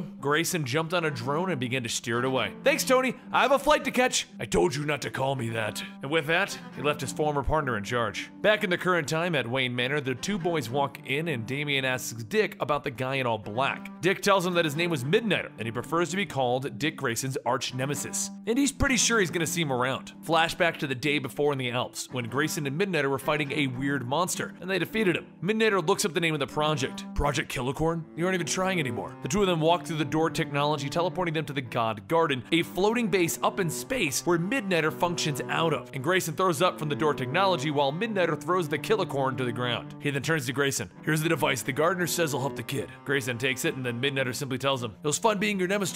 Now go back to being a superhero. You're too nice for the spy work, Grayson. Back in the present day, Grayson and Damian sit down and Grayson sticks the device up Damian's nose where it removes a bomb placed there by the Court of the Owls back in the days of Robin Wars. Damian rubs his nose. I demand action figures and ice cream. Batman walks over asking, did it work? Which pisses off Damian since his father knew. So where are the Court of the Owls now? Well, Lincoln March is standing in a labyrinth beneath Greece. He goes on to state that they have Nightwing on their side now and new plans are in place. Everything will work beautifully from the shadows. And then takes a dart to the eye. Another man walks forward telling him, this isn't a party for you. Back in the Batcave, Batman asks Dick Grayson if he's sure that he wants to do this. And Dick tells him, I do. They thought they could threaten my family and get what they wanted. But they were wrong, because Nightwing is back to infiltrate the Court of the Owls and follow up on that storyline from Robin Wars.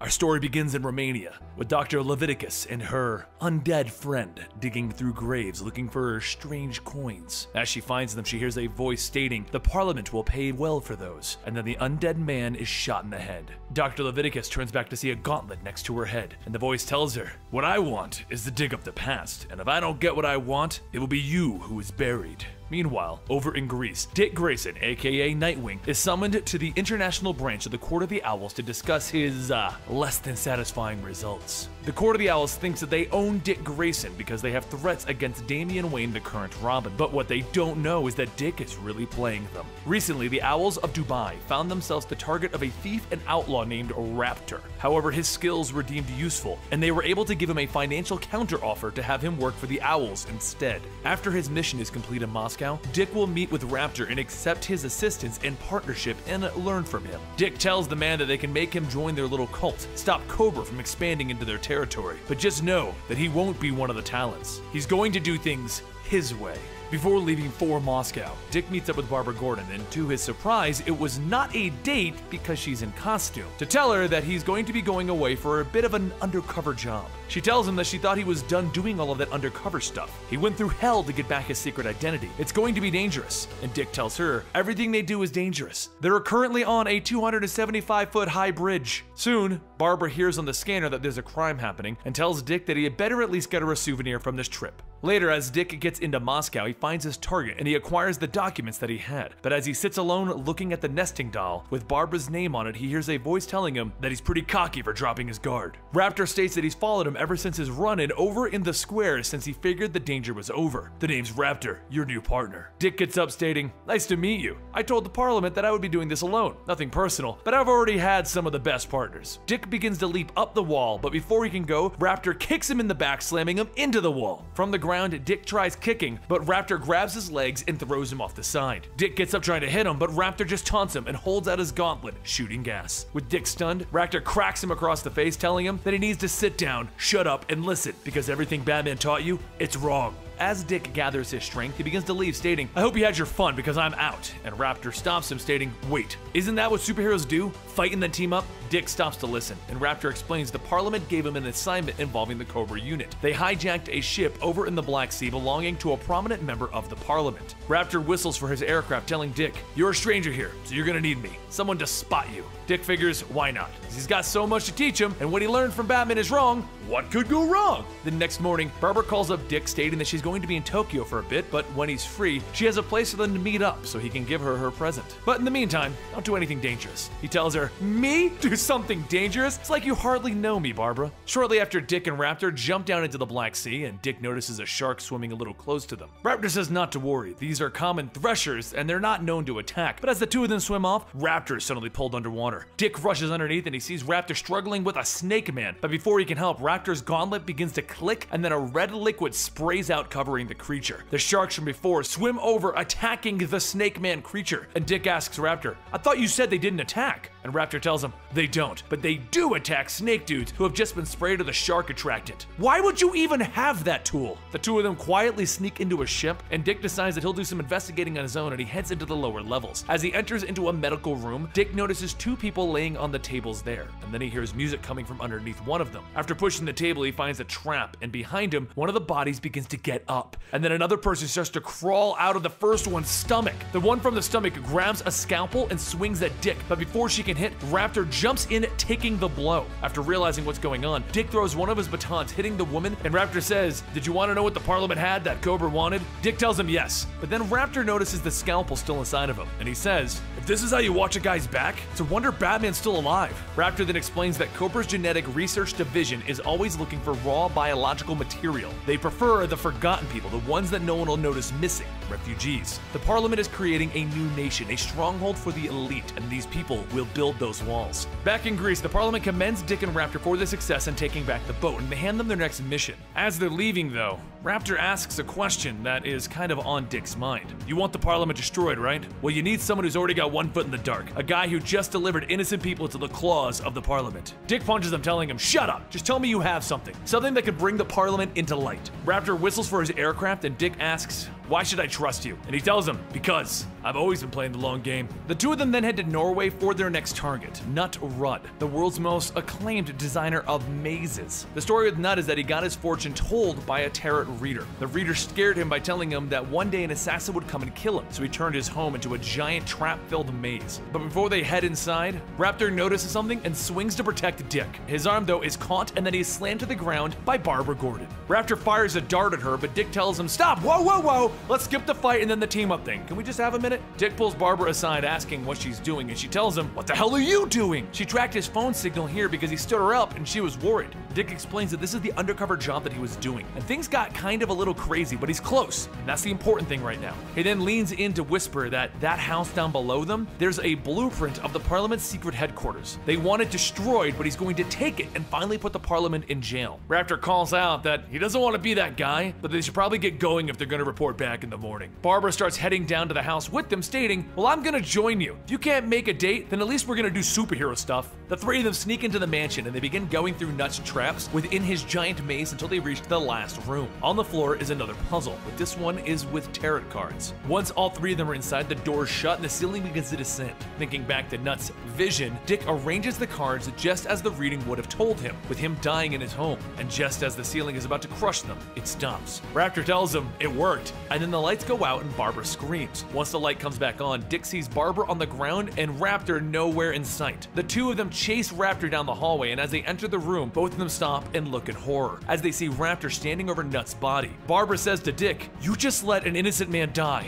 Dick runs over punching Raptor, and then on the screen, the Parliament watches, stating that they did a good job. Now the Bat family will know Nightwing's moral failing. The payment will be, but then Dick grabs Raptor and slams his head into the monitor. But before he can hit him again, he says, "That's enough." From behind them, Nut gets up stating, "Did I do a good job? I tried real hard not to breathe." Dick asks, "What's going on?" And Raptor explains that he just used some of his fake blood that he keeps stored in his gauntlet. The problem with not feeling pain is that it's easy to bleed out. Raptor helps him up stating, "Here's the deal. The Parliament thinks he's dead and we saved your life, so thank us. And why don't you hand over that blueprint in return?" As the three of them leave, Barbara yells at Dick about how they're supposed to inspire fear into criminals, not help them play sick pranks and steal money. Dick tries to defend himself, but Barbara goes on stating that he pretended to be dead to infiltrate Spiral. Then he sold his soul to destroy the Parliament of Owls, swinging so far out it's like he doesn't want to come back. As she leaves, Dick asks Raptor why he didn't tell them sooner that he wanted to dismantle the Parliament. And Raptor tells him, "Because earning trust is shown by actions, not words. I told you, everything Batman taught you is wrong." Dick asks, "Now what?" And he tells him, "We should stop by my home before we go back to Greece. A long time ago, the Court of the Owls needed a way to keep track of whoever they gave their coffer to. To do so, they hired a mad inventor to make the Book of Wisdom, unreadable to all but a select few. But in my home, I have Dr. Leviticus, the one who created the book." Once Dick and Raptor sit down, Dr. Leviticus explains that the Book of Wisdom is something that she did in fact create, but she's done other things like cure death, aging, even lactose intolerance. A long time ago, she found a way to bring the dead back using an alloy, an electrum, and the Owls wanted to use that for its immortality. The book would mechanically store information from the patterns on the coins, but now the Owls want her dead, well, more than dead, so she built a copy of the book as well. The only thing that they're all going to need are the coins. Later, Dick and Raptor are welcomed back to the Parliament Grove, the Owl's labyrinth, by the Orator.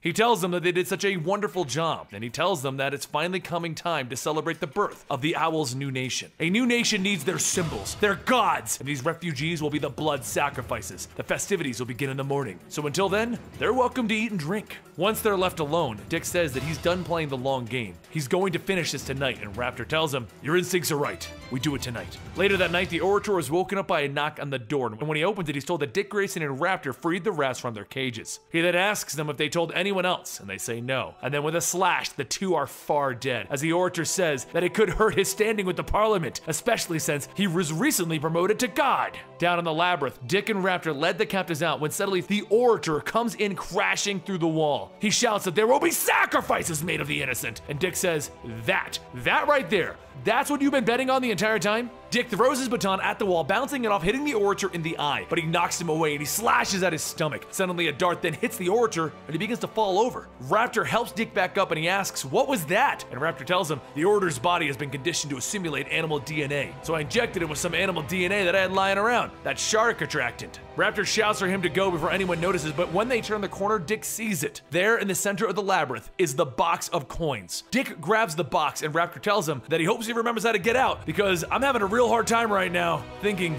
straight. Dick looks back and he sees a cut on Raptor's leg when the Orator first attacked, and Raptor's bleeding out. He begins to take off his gauntlet to give himself blood, but while Dick ties off the wound, the Orator shouts that he's going to make Dick one of them. The two quickly get up and they begin running, but as they run to the exit, Raptor stops and says, "I can't go on. I'm a wanted man. If I go out and escape with you, they'll just put me back in a cage. So go, take the coins and leave." And then Raptor places his hand on Dick's chest and he pushes him out the door. As he falls, Dick calls out, "I'm ready for pickup, Tony!" And the voice tells him, "You should not be calling me that." A glider flies out and Dick catches it. Then he safely floats down to awaiting Spiral agents. However, what Dick doesn't know is that Raptor is still alive. Lady Eve of Cobra thanks him, telling him the coins work. The first names of the Parliament of Owls are coming through. And Raptor tells her the device that Dr. Leviticus made that Dick gave Spiral has a little back door. So every time they draw a name, so will she. Lady Eve then asks, "What about Nightwing?" And Raptor tells her, "Don't worry your pretty little head. I've got him wrapped around my finger."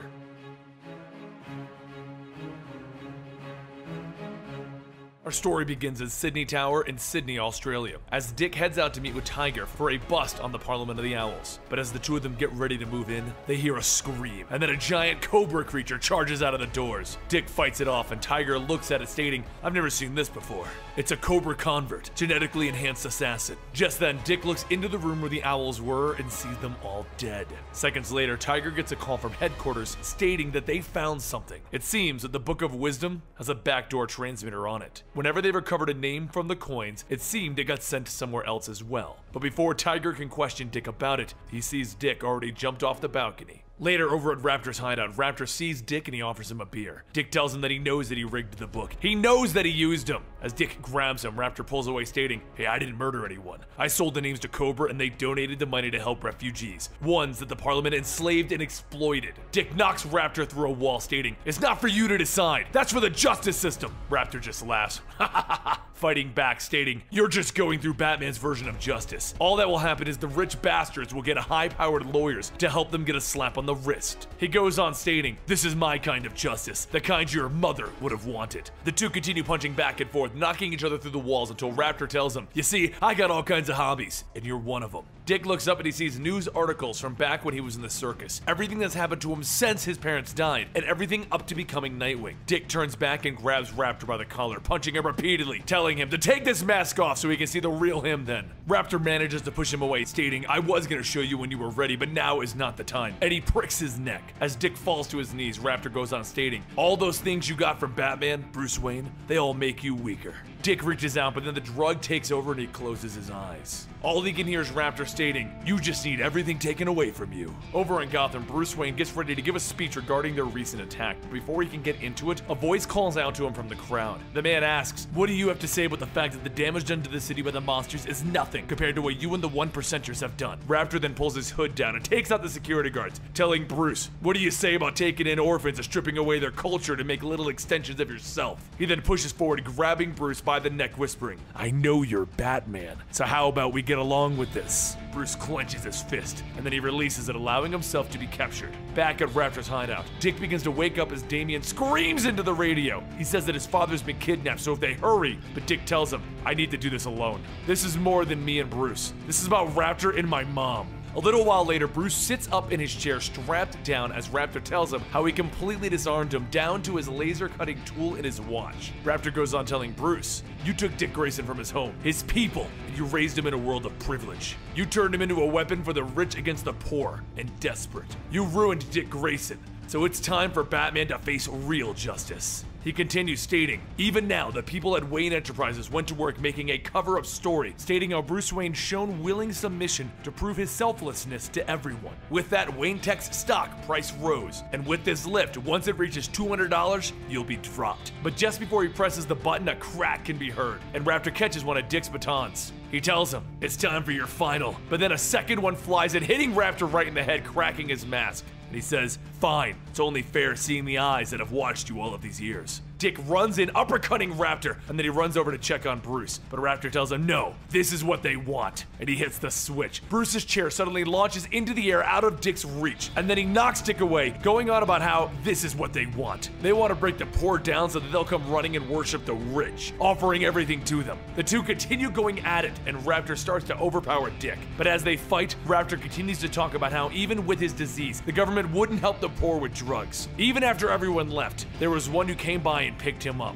It was Dick's mother, Mary, and the two of them stole the medicine that was supposed to be given to them, as well as whatever else they felt that they wanted from the mayor's home. So from then on, he always watched from the shadows to protect her, till she was killed by a selfish man who didn't get money that wasn't his. Dick then smiles, stating, "I was mad at you for all the doubt and pain you caused, but it's really you who's in more pain than me, isn't it? You loved my mother, and when she died, you blamed yourself until you could finally blame someone else." Dick grabs a pipe, cracking Raptor across the face, stating, "The thing with Bruce, though, is that he raised me to not be like him. We saved each other so that I wouldn't cross into the shadows like you have." Raptor picks himself up, telling Dick to shut up. "You don't even know me." "You're right. I don't even know your real name." Raptor starts to swing, and Dick tells him, "You don't have to do this. I know you don't feel pain, but..." Dick then breaks his arms and legs, leaving him there so that he can go save Bruce. Back at the lift, Bruce tries to pick the lock as the stock price continues to rise. Though he picks it to get up, he has nowhere to go. He begins to let go as the chair begins to fall, and Dick swings in, grabbing him before he hits the ground. A little while later, Tiger shows up stating that Raptor has a pretty clever device, so they're gonna confiscate it. But since Raptor's wanted in 17 countries, Tiger can forgive Dick for his hasty exit back in Sydney. Tiger then turns to Bruce stating, just in case Raptor says some nonsense about him being Batman,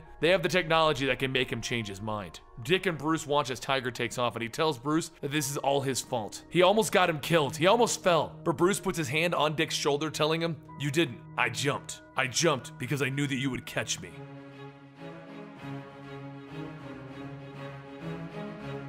It was a late night in Bloodhaven as Paul sits in his office on a call regarding the most recent weapons shipment to a client. There's a buzz at the back door, and Paul tells his client to hang on a second. His takeout just arrived. As he opens the door, he doesn't see anyone, and then he's suddenly pulled out. The man on the phone begins asking if everything's okay, but all he can do is hear Paul screaming. The next morning, Dick heads over to Bloodhaven Community Center to apply as a counselor. As he sits in the office, Sean Sang says that his resume looks really good, but her only question is, why did he come here from Gotham? It's rare for people from Gotham to make their way here, let alone apply for volunteer positions. Dick thinks about it, and he wants to tell her that he's here so that he can work on trusting people again. With the things that he's done and the people that he's met, people have died and he's begun to question his own judgment. But rather than stating that, he says that it's because of that new tourist campaign. It really got his blood up. Get it?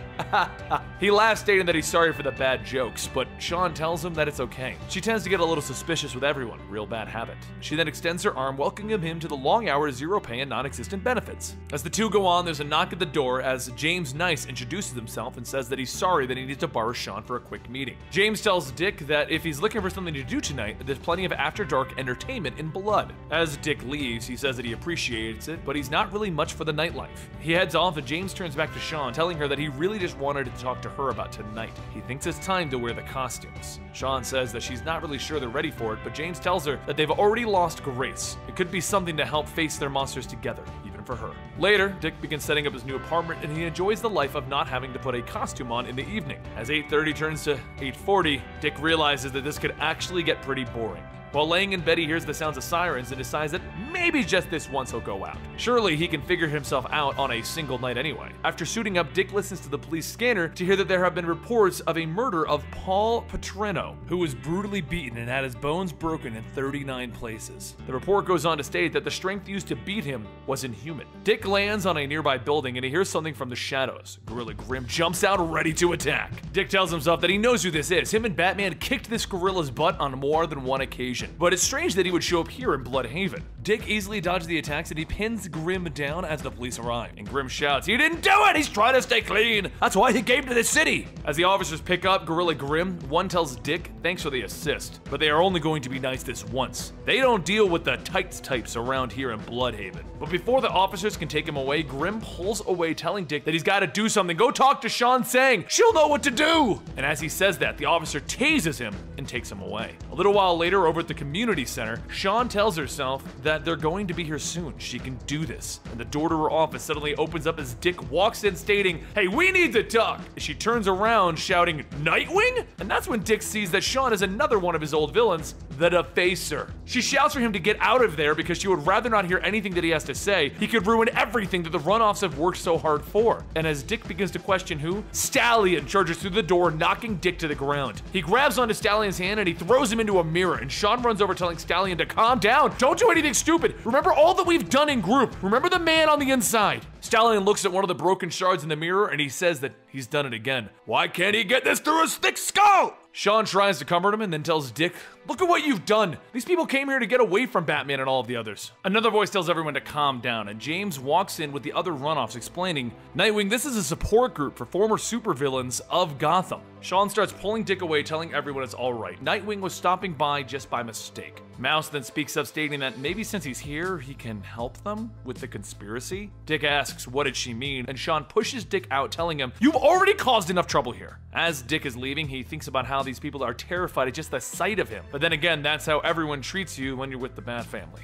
Once outside, James runs out asking Dick to wait. He just wanted to tell him something before he can go. All of the people here are because of Nightwing, and they do need help. The police don't listen to them, but they would listen to Nightwing. They already lost Grace to the Whale Enders gang. Dick tells him no. He just recently got wrapped up with a criminal but James stops him, telling him that he too was on the wrong path, but the runoff saved him, so maybe they can save Nightwing as well. Dick says fine, he'll help, but after that he's gonna walk. And then he asks if there's anything that they noticed different about Grimm. James says that Grimm was trying, but he did have relapses. The other night he was at Meadowdale Mall, where nothing good ever happens. Dick decides to head over there to find that it is actually an illegal street market, though the cops do nothing so long as the residents stay away from the boardwalk in the city. After a bit of asking around, Dick finds a woman who Grimm used to hire. He pays her and asks how did that work, and she tells him to get his mind out of the gutter. He just liked to act out little scenarios, like King Kong kind of things. Said it helped him remain secure to his gorilla hood. She tells Dick that she can show him where Grimm lives for a little extra. The woman's directions lead to the old whaler's dock where Grimm lived in one of the shipping containers. As Dick looks around, he notices a shipping building that has security cameras on it, which could possibly place him here at the time of the murder.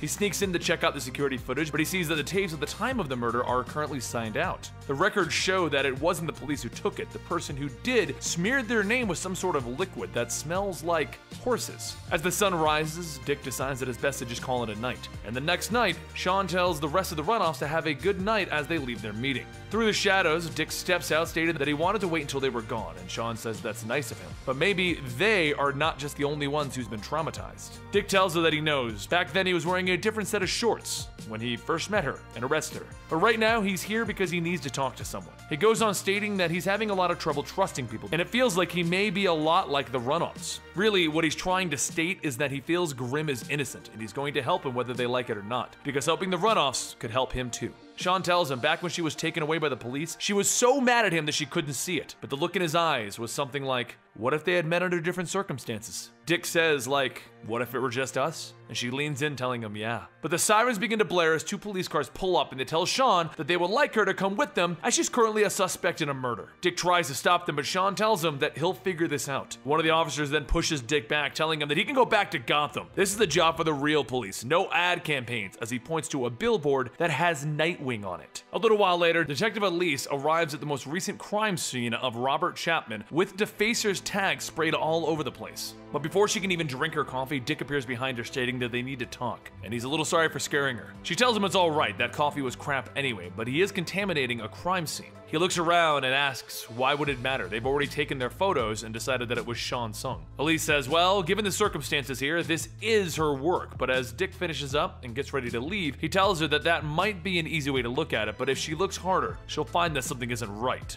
After leaving the crime scene, he heads over to James Nice's house to let him know what happened to Sean, and he asks, how did Nightwing know where he lived? And Dick tells him, I am a detective, you know. After explaining the situation, Dick then says that someone is setting up the runoffs, so they need to have a meeting tomorrow night.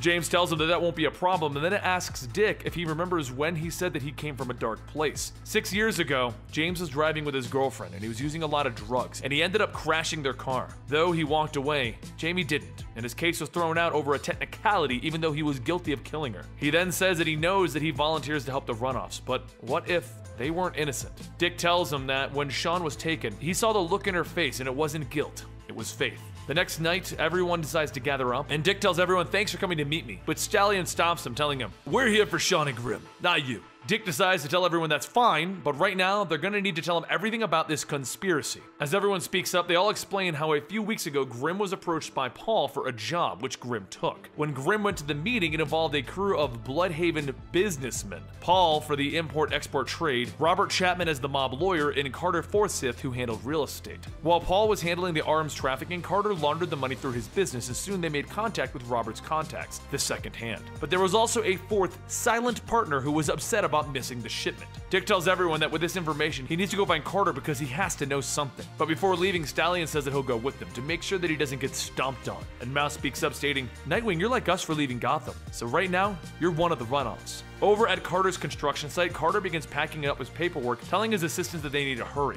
Then there's a sudden thump at the door and Stallion punches it down, telling everyone, "Howdy!" Carter shouts, asking if he knows who he is, and Dick with the rest of the runoff steps in, stating that he's the guy who's going to be telling them who killed Paul and Robert. Dick grabs him and Carter says that it wasn't him. That's why he's trying to get the hell out of here. If you didn't notice, he's shaking here. Then there's another thump and the trailer begins to shake, knocking everyone down. A voice tells Dick that he shouldn't have come here, and as Orca picks him up, she tells him, "Here be the sea monsters." Dick remembers that this is actually Grace Balin, a marine biologist who sliced her own DNA with that of a killer whale to repair a spinal cord injury. But as Dick dodges a forklift thrown at him, he's hit in the back of the head with a pipe by one of Whale Ender's gang members. Grace gets ready to attack, but Stallion jumps on her, telling Dick that he better be quick because he can't hold her for long. While Grace tries to get Stallion off, Dick fights off the gang members as Juan rides up on his bike. Grace manages to throw Stallion off, and Mouse jumps in to try and stop her, but as Grace catches her and tosses her to the other side, Dick runs in to protect her, and Grace starts beating down on him. Through her punches, Giz's squirrel runs up Grace's back with a pair of headphones, and then there's a booming screeching sound. Grace falls to her knees, and Juan asks what was that, and Giz says that he just played the sound of an air gun at 300 decibels. As the fight ends, Juan mentions that his bike is missing, along with Carter. Elsewhere in an alley, Carter runs off, but someone on Juan's bike, wearing Juan's mask, runs him over. Dick and the runoffs quickly manage to find Carter, but it's already too late. As everyone turns around, Carter suddenly begins coughing and Dick shouts, "He's alive!" Juan says that he has some first aid on him, and Carter tells him that that isn't going to do much. He then says that he didn't get a look at who it was, but there's one more of them. They need to hurry and stop the murderer before they get their silent partner, Mayor Madrigal. And then Carter slumps over as he draws his last breath. Dick tells everyone that they did a good job with Grace back there. Now they just need to go to, but Mouse stops him, stating no one is going to help them. People are just going to see them as villains, and the runoffs leave. Over at Bloodhaven PD, Elise sits with Sean, telling her that even though she feels the police force don't need help, something Nightwing told her is strange. The positions of all of the recent victims' heads were all turned to the left, and after some digging in the past 5 years, the solved murders all had their victims' heads turned to the left as well. And right now, it seems like they may actually have a killer running the streets. Over at the mayor's office, Madrigal looks out his office building when he notices the cops arriving there. He tells the person on the phone that he's gonna have to call them back when there's a sudden flash of light. The officers on the ground see the flash and they ask what it could be, and another one says that he's not sure, but someone called in with an anonymous tip that the mayor was in danger. They then watch as Dick crashes into the office and they ask if they think that it could be him. Once Dick gets up, he looks over at the mayor to see someone holding him wearing a Robin mask. The man holding the mayor then turns away, blasting at Dick. Dick dodges the attack and he runs up, hitting the man's arm holding the device that he just used. As he beats him down, he says that he knows where all of the missing weapons went. The gauntlets made him as strong as a gorilla. The teletube allowed him to move from scene to scene, and right now, he's trying to frame him, Nightwing. As the two struggle, the man extends a mechanical arm, grabbing the mayor and pushing him out the window. Dick runs over to the window, but then he sees Sean fly by, grabbing a hold of him. The man runs over, grabbing Dick by the back of the head, telling him that he just let an evil man get away. The guilty must be punished. As the man throws Dick aside, Dick manages to grab the mask, ripping it off. And as the city advertisers run into the office, everyone looks over to see James Nice. The officers all begin charging into the room, telling everyone to get down, but James grabs the female advertiser and teletubes out of there. The officers shout for Dick not to move, but he runs and jumps out the window as the officers open fire on him. After ducking away into an alley, a hand reaches out grabbing him, and Sean tells him to get over here. She tells him that she dropped the mayor off, and it looks like someone's been setting them all up. Dick says that he knows who it is. It's James. But how did she get here? And then Dick hears a click of a gun, and Elise says that she owed him. But he also owes her some coffee, so how about they go for a ride?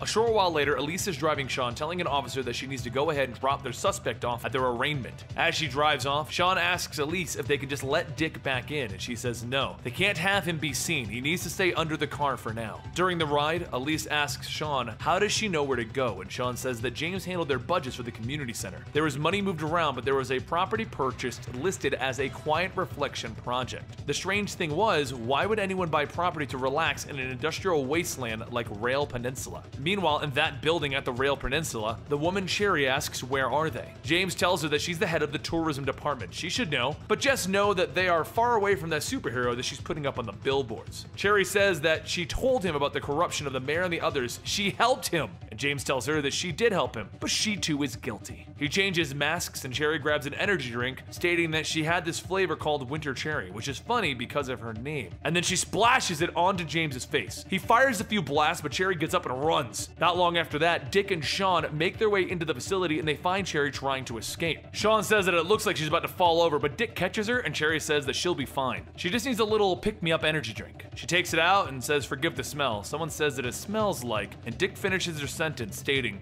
"horses." He then says that she's the one from the ledger, and Cherry says that she's sorry. Once everything started, she didn't know how to stop him. She then goes on stating that all of the recent advertising with Nightwing on the billboards was for him to try and save Bloodhaven from her and James. James jumps out of the teletube telling her that it's too late, nothing can save her now. Dick jumps in the way to block James's attack, but James punches and knocks him away. Sean runs up grabbing James, telling him that she never really did like him anyway. But as James struggles, he picks her up and he slams her against the wall. He raises his blaster to strike Sean, but then a grappling hook catches it and pulls it back. Dick shouts for Sean to get Cherry out of there, and James runs in, tackling Dick into the teletube. As the two of them pop out, James says that this is where it all happened. This is where his girlfriend died. He then cracks Dick in the head with a blaster, stating that all he had to do was pay the officer who arrived, so no one would punish him. And because of that, he had to punish all of them. James then holds a mirror down to Dick's face, telling him, "Everyone has to look at the monster in the mirror. So what is it that Nightwing's guilty of?" Dick says that he's guilty of trusting people like him, and then he looks in the mirror and he sees a human, one who makes mistakes, one who tries to do better. Dick tries to pick himself back up, stating that maybe he should look into his own reflection. And Elisa's voice shouts for James to freeze, but as James turns back, he charges up to fire another blast. Elise fires her gun and the bullet hits the blaster, causing the blaster to backfire, blowing shards of glass into James's face. James screams out in pain and he trips over the ledge of the bridge, but before falling, Dick runs over there and catches him. A little while later, the news crew shows up and Elise tells the news that the officers here single-handedly took down the villains. She just wants to tell the people of Bloodhaven that they are safe from crime, without the help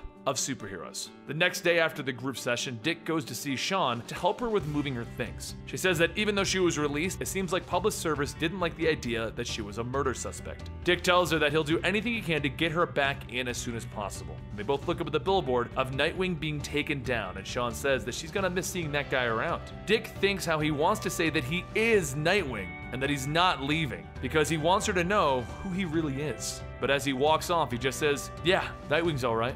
Sean grabs Dick by the arm, telling him don't be stupid, and kisses him. She then says that when she got arrested, he saw her for who she was back then as Robin, and she can do the same for him. So with things settled, Dick figures that he'll stick around as Nightwing in Bloodhaven, even if it is more in the shadows. And as the night sets and he swings off on his patrol, a man watches, stating that it looks like he decided to stay. Too bad there's only room in this city for one of them.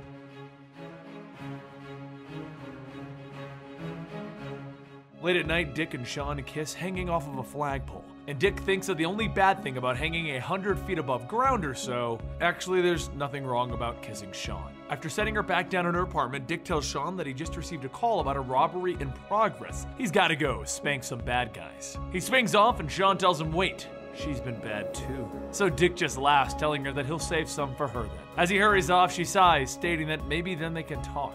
Earlier that morning in San Francisco at Titan's Tower, the Titans lounge around and Beast Boy tells Damian that he seems a bit distracted. As Damian grabs a handful of peanuts, he says, "Don't be ridiculous. I'm just seeing what people are saying about me on Chipper." He flips through the feeds and he sees people praising him for taking over the Teen Titans. But then the conversation switches to Nightwing as being the better Robin, and how he should have been the one to take up Batman's mantle. And then the tags hashtag the original Robin and hashtag best Robin start trending. And Damian begins to shout, "What is this?" He jumps up asking the rest of the Teen Titans if Batman was to ever retire, who would they assume is going to take the mantle? They all think about it and say probably Nightwing. Damian then throws his phone on the ground, shattering it, and he tells everyone that he'll be back. He has an appointment in Bloodhaven. Back in Bloodhaven, Dick responds to the robbery call, finding the 4 men wearing horse masks posed as the 4 horsemen robbing an armored truck. It doesn't take Dick long to take the group down, but as one of them manages to get back up, he's suddenly kicked by a green boot. Damian says, "Batman of Bloodhaven, huh?" And Dick shouts, "It's so good to see! What brings you to town?" Damian scoffs, "It's certainly not the caliber of criminals." He then goes on saying that he's heard of what he's doing here with his old enemies. So if he's planning on becoming Batman, he's getting off to a poor start. Dick tells him to give him just a second. He missed a call and afterwards they can talk. As Dick listens, it's a message from Sean stating that she didn't want to ruin the mood or anything, but she's late. Like, really late. Dick's eyes widen as the message plays, and at the end, Sean tells Dick to come over when he gets a chance and bring a pregnancy test. Dick hangs up the phone and Damian goes on asking if he really thinks that he can take the mantle from him and steal his legacy. And Dick doesn't answer and he says, gotta go. Damian grabs his shoulder so Dick flips him to the ground, telling him that he doesn't have time for a Robin meltdown. You're a self-absorbed 13-year-old with raging hormones, and I really need to go now. Dick then hooks onto a building and he jumps off, telling Damian to just wait for the cops. I'll meet you at my apartment in an hour. A few moments later, Dick sneaks back into Sean's apartment, telling her, hey, the only guy who comes through your living room window is here. And as he walks through the apartment, she doesn't answer. So he calls out saying, okay, not answering me is really starting to freak me out now. And then he sees Sean's phone on the ground. When he tries to pick it up, he looks into her studio and sees one of her paintings with the word Daddy spray painted across it. A short while later, Damian crawls through the same window that Dick entered in, and he says that he didn't know the address, so he just followed. But before Damian can get very far, he sees Dick crying on the ground. And through his tears, he quietly says, she's gone. Damian walks up telling him that he scouted the place like he normally does when he enters, and there was no signs of a break-in, and judging by the painting, she's the artistic type, so typically flighty and always chasing drama. Dick hands over the Merry Adventures of Robin Hood book that he gave Sean, and he tells Damian that he's 13 and doesn't know what he's talking about. Dick leaves thinking that whoever took Sean left the coordinates inside of the book, and the coordinates lead to Richard the Lionheart's grave over in France. As Dick lands on a building, Damian tells him, I'm coming with. And Dick tells him that he's not. I'm not dealing with another hissy fit, so Damian stops him, telling him, our worlds have changed. Drake is gone, Duke is in the mansion, and I'm stationed in San Francisco with the Titans. However, the one thing that's the same is your attitude, and you're gonna get yourself killed to that help. Dick tells him, fine, but I have one question. Did you steal the old Batmobile? And Damian tells him, indeed I did. Now let's get going. However, back with the four robbers, the man from before wearing Dick's old costume kills the men, stating that this broken city needed Nightwing. And now a broken Nightwing needs Deathwing. Later, as the two of them reach Western France, they begin their investigation to find that the coordinates have brought them to the tomb of Richard I. He was a real-life king who often had roles in Robin Hood storylines. The problem is, no one's there. Damian scans one of the tombs and he says that someone is inside. So Dick tries to push Damian away and Damian pushes back, telling him to wait! Based on the temperature variations, whoever is in that tomb has no face. Suddenly a voice shouts that they do have a face! It's the face of Dick Grayson, the face of Deathwing! The man wearing Dick's old costume jumps out of the tomb, grabbing Damian, stating that he knew that he would come. You would do what I would do, just not as well. Dick starts to fight against Deathwing, trying to free Damian, but Deathwing used Damian as a shield when Dick throws his punches. After cracking an elbow into Deathwing's face, Dick finally frees Damian and he tells him that he needs to get back. Deathwing pulls out his batons, but at the end of them are blades, and he runs through, slashing at Dick's back. Damian tries to attack, but Deathwing knocks him away into the tomb that they just came out of. Dick gets back up, trying to get a hold of Damian, but Deathwing kicks him in the face, stabbing the blades from the batons into the tomb, breaking them off and nailing the lid shut. Dick charges into Deathwing's back, asking, who are you? Who made you think that you were Nightwing, and where's Sean? As Dick slams his batons into Deathwing's skull, Deathwing reaches back at Dick's face, stating that Sean has nothing to do with this. She's just the last thing standing in my way of making Nightwing become Deathwing. Dick gets back up shouting, you're delusional, programmed. Tell me where Sean is and I can help. But as Dick charges back at Deathwing, Deathwing says, I can't tell you. I can only show you what's to come. He grazes Dick's forehead with a small dagger and suddenly Dick's eyes go wide. Dick begins to see him, but different versions of him, some good and some bad. He tries to speak, asking where's Sean, but his words trail off. Deathwing raises the dagger, telling Dick to become the man that he's become, you're gonna have to suffer loss and fall farther than the ground, farther than hell. But before Deathwing can plunge the dagger down, a voice shouts no. Another person in an old Robin costume kicks Deathwing, telling him, not while Robin lives. Damian runs up shouting, that fool nailed the lid down, but he compromised the structural integrity, though the same could not be said about your forehead. Dick can hardly say anything in his current state of mind, and he asks, who are you? And Damian says, it's me, you fool! Where have you been? On the other side of the room, Deathwing picks himself up, telling the fake Robin, you're a mistake! Even he said so! You don't have his blood! The fake Robin pulls out the blade of batons, telling him, no, but I will. Damian starts shaking Dick, telling him to snap out of it. He's Damian, Robin to his Batman. We're the greatest team ever! Finding a new partner, considering having a child to replace me, I don't want to be alone. I need you. Dick slowly starts to come out of it, asking, what happened? And Damian tells him, nothing happened. But this is insanity. The two see Deathwing ready to kill the fake Robin, and they rush over, knocking him out, freeing him. Dick reaches down to help the fake Robin up, stating that there's no need to fight, and the fake Robin begins to remove the skin mask, saying, Of course not. We simply lose. As the mask comes off, the boy says that his name is Danish, and his father was a truck driver. No, his name is Damian Wayne and his father is Batman. After looking at the fake Robin's face, Dick knew who made these Dollar-O-Tron copies of him and Damian. Sean was kidnapped by one of the sickest minds that him and Damian have ever encountered, Professor Pig. A short while later, in another part of Paris, Professor Pig stands with Sean shouting to his Dollotrons, "Soon, we will have a new addition to the gallery!" One of the Dollotrons breaks their glasses, grabbing the sharp edges, and begins walking towards Sean, when suddenly there's a voice calling out to Pig. "What do we do with little piggies, Nightwing?" "We make them squeal all the way home." Dick and Damian crash through one of the windows and they begin taking out the Dollotrons. But while the two of them handle the Dollotrons, Pigs turns back to Sean and begins to pull out a small blade, and he gets ready to thrust it down onto her. Dick calls out to her, but then a batarang is thrown, cutting her ropes. Just as Pig swings, Sean steps out of the way and trips him. Dick tells Damian thanks, and Damian responds telling him, "It's only practical. I am the better shot." Meanwhile, outside, the fake Robin watches over Deathwing, and Deathwing asks, "Are you enjoying the show down there, you little backstabber?" The fake Robin asks, "How did you?" And Deathwing tells him, "It's the acid and the Dollotron masks that Pig gave us. Tape really doesn't stand a chance. Just imagine what it's going to do to our real faces." The fake Robin then asks, "So you know?" Deathwing says, "I know that you lived your life as Damian Wayne, the son of Batman. But before that, you were someone else." The fake Robin says, "Yeah, I was the son of a truck driver from Manchester. Whatever Pig did to us, it did not erase all of what I was. I remember going to school, playing football with my brother Tariq, and I remember my father. So what can you remember?" Deathwing looks down, telling him, "I don't remember. All I remember is that I was a failure." Deathwing starts to hit the back of his head against the stone wall as the fake Robin tells him that he has to fight for himself, fight to remember who he was. And after a few hits, Deathwing asks, "Where am I? Why am I tied up? Dinesh, please, help."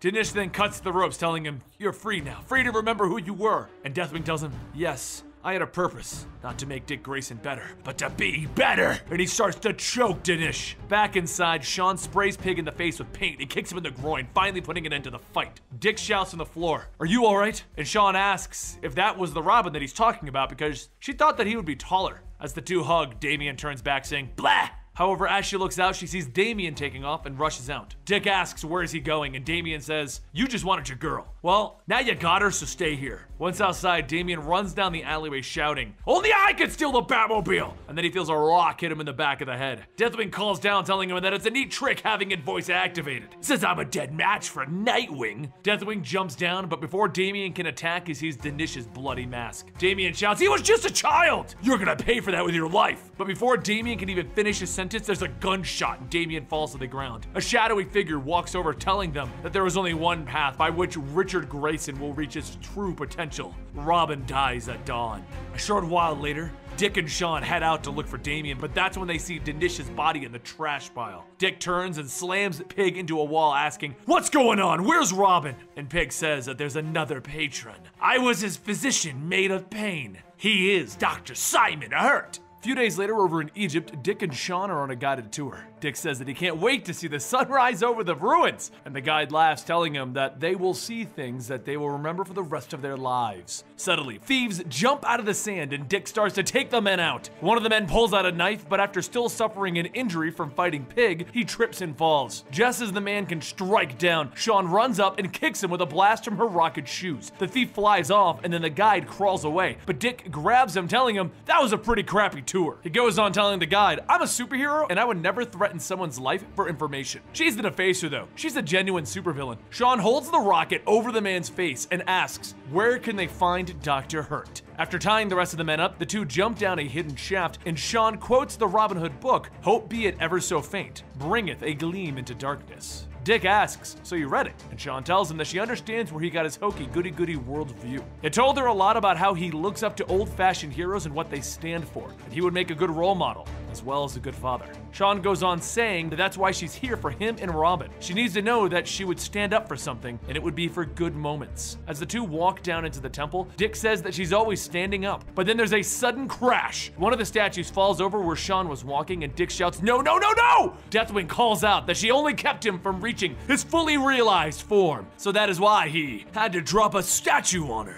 Dick manages to kick Deathwing back, and as he does, he runs over to where the statue fell. Sean holds the statue from falling, holding out her legs, pushing it back with her rocket boots. Dick holds up the statue, and as he does, he can feel his ankle being crushed. After letting the statue down, Deathwing runs away, hacking at Dick, telling him, "That's the difference between us. Nightwing has a weakness. Deathwing doesn't." Dick pulls out his knife that was used on him, and he charges at Deathwing, telling him, "You're not a better version of me. You're just a failed me." The two crash into the stone pillar as the knife cuts into Deathwing's face, and then Deathwing drops to the ground shouting, "I'm sorry, please don't hit me." Sean runs over to check on him and says that whatever the knife did to him back then, it's doing that to Deathwing right now. He's just another lost child. She then tells Dick to go ahead. She'll stay here with Deathwing, and Dick tells her that Deathwing can't be trusted. Sean looks back and says, "Look at him. He's lost, alone, and scared.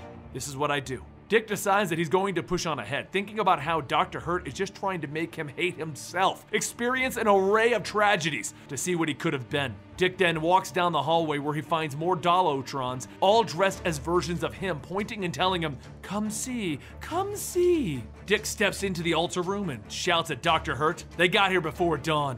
Dr. Hurt steps aside, showing Damien on the altar, holding up a bloody knife, telling him, "Sadly, I tend to jump the gun when I'm excited." Dick shouts for Damien and he runs at him, and as he does, Dick begins to fall through the ground, and Dr. Hurt tells him to awaken, fall into a hell of hells, and if he's strong enough, crawl back to his body. As Dick starts to get lost in his own mind, Dr. Hurt says, "You will live this tragedy over and over so that you can become a finely tempered weapon if you are to survive the dawn that is to come." Back outside, Deathwing begins to scream, and Sean asks, "What's wrong? Is there something that I can call you besides Deathwing?" And Deathwing tells her that he doesn't remember much from before. But why is she here helping him? He attacked her and vandalized her paintings. Sean says that even if that is true, he's a victim like the Dolotrons. Deathwing goes on saying that there is one thing that he remembers, and before this he was no one. He chose to do this. He jumps up grabbing the dagger, shouting that for the things that he did to Dinesh, he needs to die. Sean grabs him by the shoulder, telling him that she knows how he feels. She was hurt once too, but now she owns who she is and atones for it. He can do the same.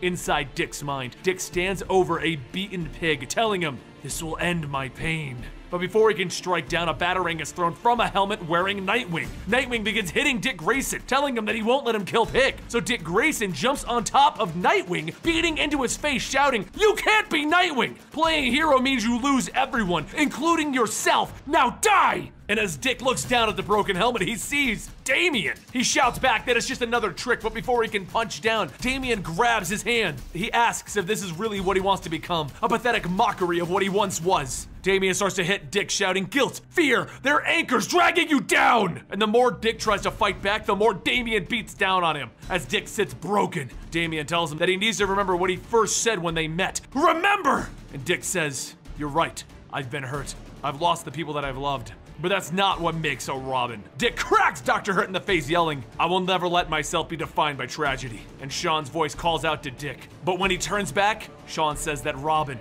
he's still alive. Dick runs over to the altar, yelling for Damien to wake up.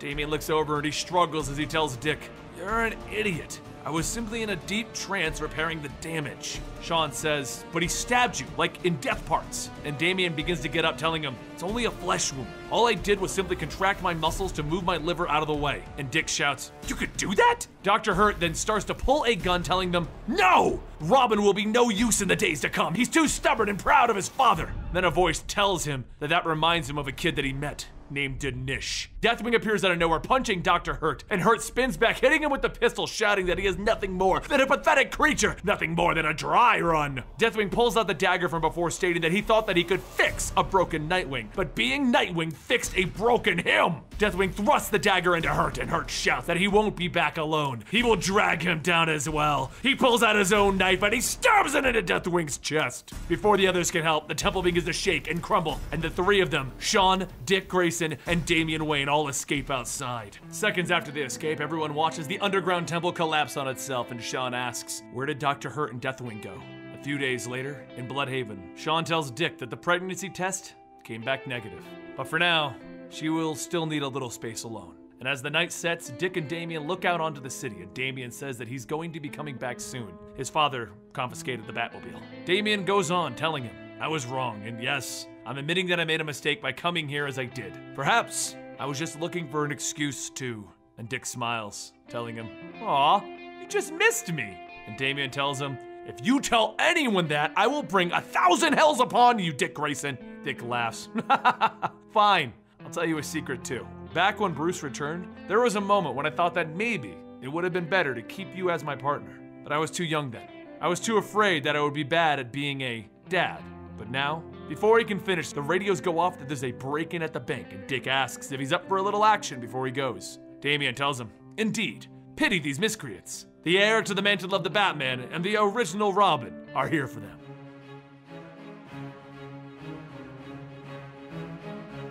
Over on the streets of Bloodhaven Boardwalk, though, Roland Desmond takes his time walking to work, enjoying the bright lights of the town. As he walks up to Marcus Casino, he sees a homeless woman picking through the trash, and he asks if she's found anything good. She tells him that something big must be coming. Lots of jitters and nervous stomachs. Nobody finished their fancy club sandwiches. As she starts to eat, a tourist walks by bumping into Roland and continues walking like nothing happened. Roland stares at the woman, his veins about to burst, and after squirting a drop into his mouth, his body turns back to normal. He starts to take out his wallet and gives the homeless woman some money, telling her that she used to always chase his underage self out of clubs, but she always looked the other way when he was lightening some customers' pockets. A short while later, Roland walks around the casino to find a rather lucky man winning all of his hands at blackjack. Roland tells the man that he must be from out of town, and the man says, "Yeah, Toronto. But how did you know?" And Roland leans in, stating that he grew up here, so he's got a certain kind of kinship with anyone from here, and he doesn't like him much at all. The man tells him, "Yeah, whatever," but then he loses a hand. Roland flips open his jacket and he tells the receiver, "Come and get him," and then suddenly the man is dragged off by the staff members. Moments later, the two men throw the man into a room, and Roland tells him that he could tell that he had been counting cards. Nothing distracts a man like a little unprovoked aggression, huh? As Roland takes another puff from his cigarette, the two bouncers call it, "Attention, he comes! He wears socks of the red panda skin. His cufflinks are made of the finest Argello horn. He is Tiger Shark." As the doors open, Tiger Shark walks in. The man says that he is the majority owner of the Marcus Casino, and he would like to invite the two of them to a special viewing of his aquarium. Meanwhile, at Sean Sung's apartment, Dick comes in through the window asking, "So, what's with all the romance?" She tells him that she was going to surprise him, but she fell kind of asleep, you know?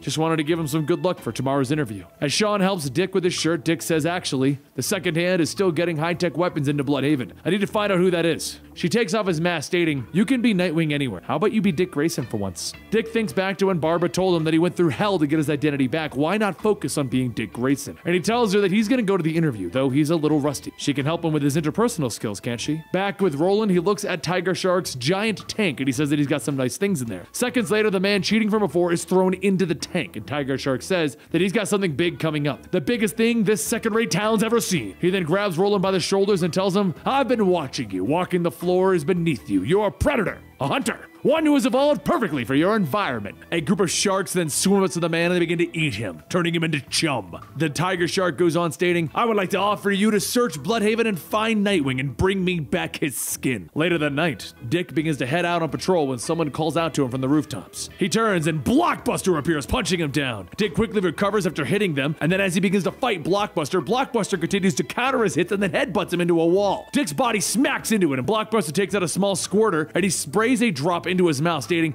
"I'm not here to kill you." Before Dick can ask who, Roland reverts back to normal and he tells him, "My name is Roland Desmond. Mark was my brother, and I'd like to offer you a job." Long ago, back in Dick's Robin days, Mark Desmond was the original Blockbuster. He was a chemist and a smart one at that until he made a concoction that increased his strength. The smarts left him and he became very aggressive and easy to manipulate, especially from his own brother. However, there was a point when Roland had betrayed his brother and he was taken in. Afterwards, Roland came back stricken with guilt and he wanted to do something good. So he picked up where his brother left off with the concoction. As Roland finishes his story, he reaches down to Dick, telling him, "So, are you gonna take my hand or make me look like a putz?" Dick, of course, takes his hand and he asks, "How are you able to control the Blockbuster transformation?" And Roland says before Mark got hauled off, he developed a new version of the muscle juice. Lets you keep your brains, which is nice because you're gonna need it if you want to take down this Tiger Shark guy. Dick questions him and Roland says, "Yeah, he's a smuggler straight out of Gotham, specialized in rare animal products. And now he's using my casino to launder money from sales of illegal high-tech weapons from the second hand." The more Roland talks, the angrier he gets, reverting back to Blockbuster. And after another drop, he reverts back, stating, "That's why I need you. I'm losing control. Roland then hands over a piece of paper stating that these are the names of the harbor police under their payroll. With his prior history, no one's going to believe him. Dick Grayson takes the paper and he says, "You're right. Why should I trust you?" And Roland goes on telling him how some of the shark's gear is spilling into the streets of the poorest neighborhoods. His city is getting used and people are dying, and this is just the beginning. Over the radio, Dick listens into the police report of violence at the mall, and he tells Roland that he's got to get going. As Dick swings by, Roland yells, "It's happening, isn't it? It's up to us. We're the only ones who can stop this." Over at the mall, the two men begin running and one asks, "Where did they get that thing?" And the other man says that some guy told him it fell off the back of a truck. He thought it was one of those love dolls. An android jumps down before the men, holding out her arm, charging the blaster in her palm.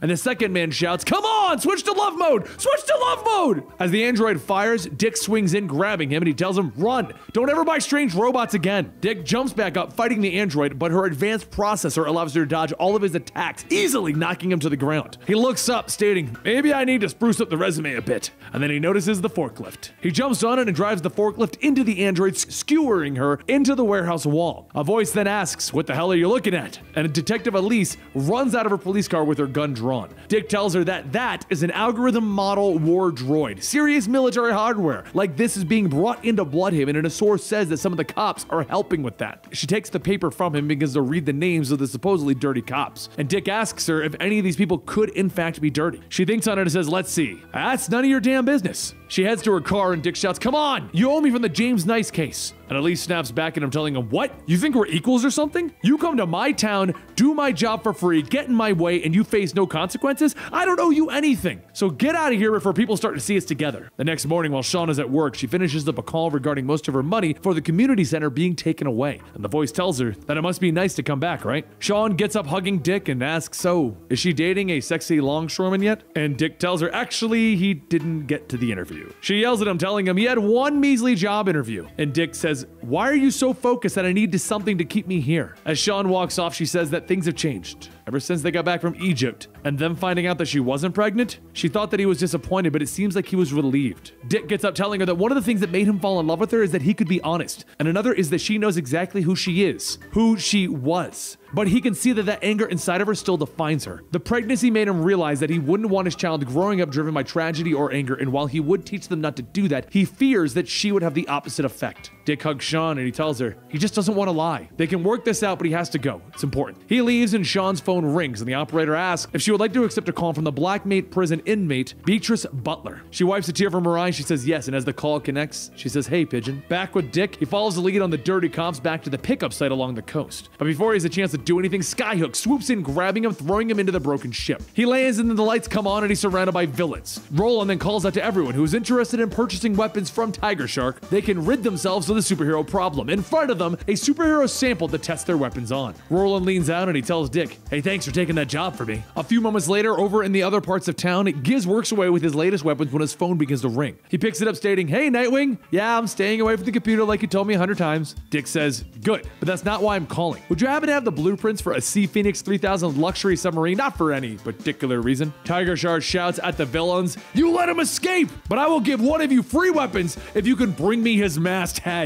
While many of the villains are now chasing Dick, Giz calls back, "Giz the blue cheese."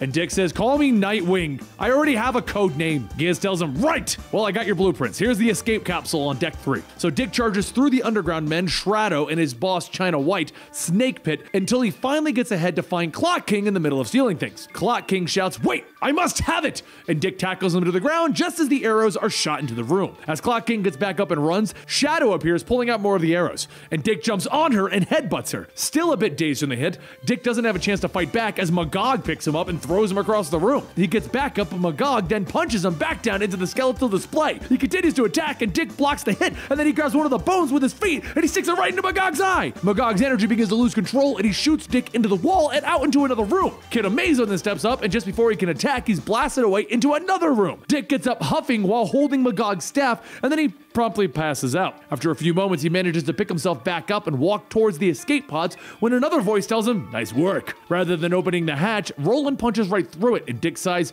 Fine, let's do this. Roland laughs, telling him, no, you misunderstand. The thing is, you've already lost the war, and like any good war, it's going to end in a bomb. Roland pulls off a plate revealing a bomb, and it's already counting down. Roland then pulls out the solution to change him back, and he says, I'm going to defuse it. And Dick asks, why are you doing this? Dick gets back to work on the bomb, and Roland steps into one of the capsules, telling him, what I said about this place being used was true. However, then some guy shows up acting like he loves this place, like he grew up in it. The only one who can save the city is going to be Roland Desmond. Giz radios back asking if everything is okay and if Nightwing is alright, and as Dick is watching the countdown happen, he tells Giz to tell Sean that he Kathoom, and before Dick could finish, the submarine explodes. However, what Giz didn't see or hear was that 3 seconds before the explosion, Dick had spotted Clock King wearing the same suit the Time Bomb was wearing. He grabs him, telling him make room, and as the bomb goes off, Clock King of course froze it. Once the explosion stopped, Dick says that they have to go rescue everyone, and of course, Clock King tells him, no son, the vest only has a limited charge, and if we exceed it, it will drain us, which is why Tiger Shark wouldn't touch it. What happened to Time Bomb when we removed the vest is that he lost molecular cohesion and he crumbled to dust. He had to be vacuumed up. But while Clock King is looking away, Dick pats him on the shoulder, telling him that no one dies on his watch. Clock King looks at his watch and he sighs, and he takes off his glasses, stating, these are antique frames passed down from my grandfather. Dick punches into him, and when he wakes up, Clock King finds himself, along with all the other villains, safely floating out to sea. Tiger Shark shouts that they need to get back onto his ship, and seconds later, that explodes! Meanwhile, Dick opens his eyes up to see Sean next to him, and he begins telling her that he's sorry about how he treated her,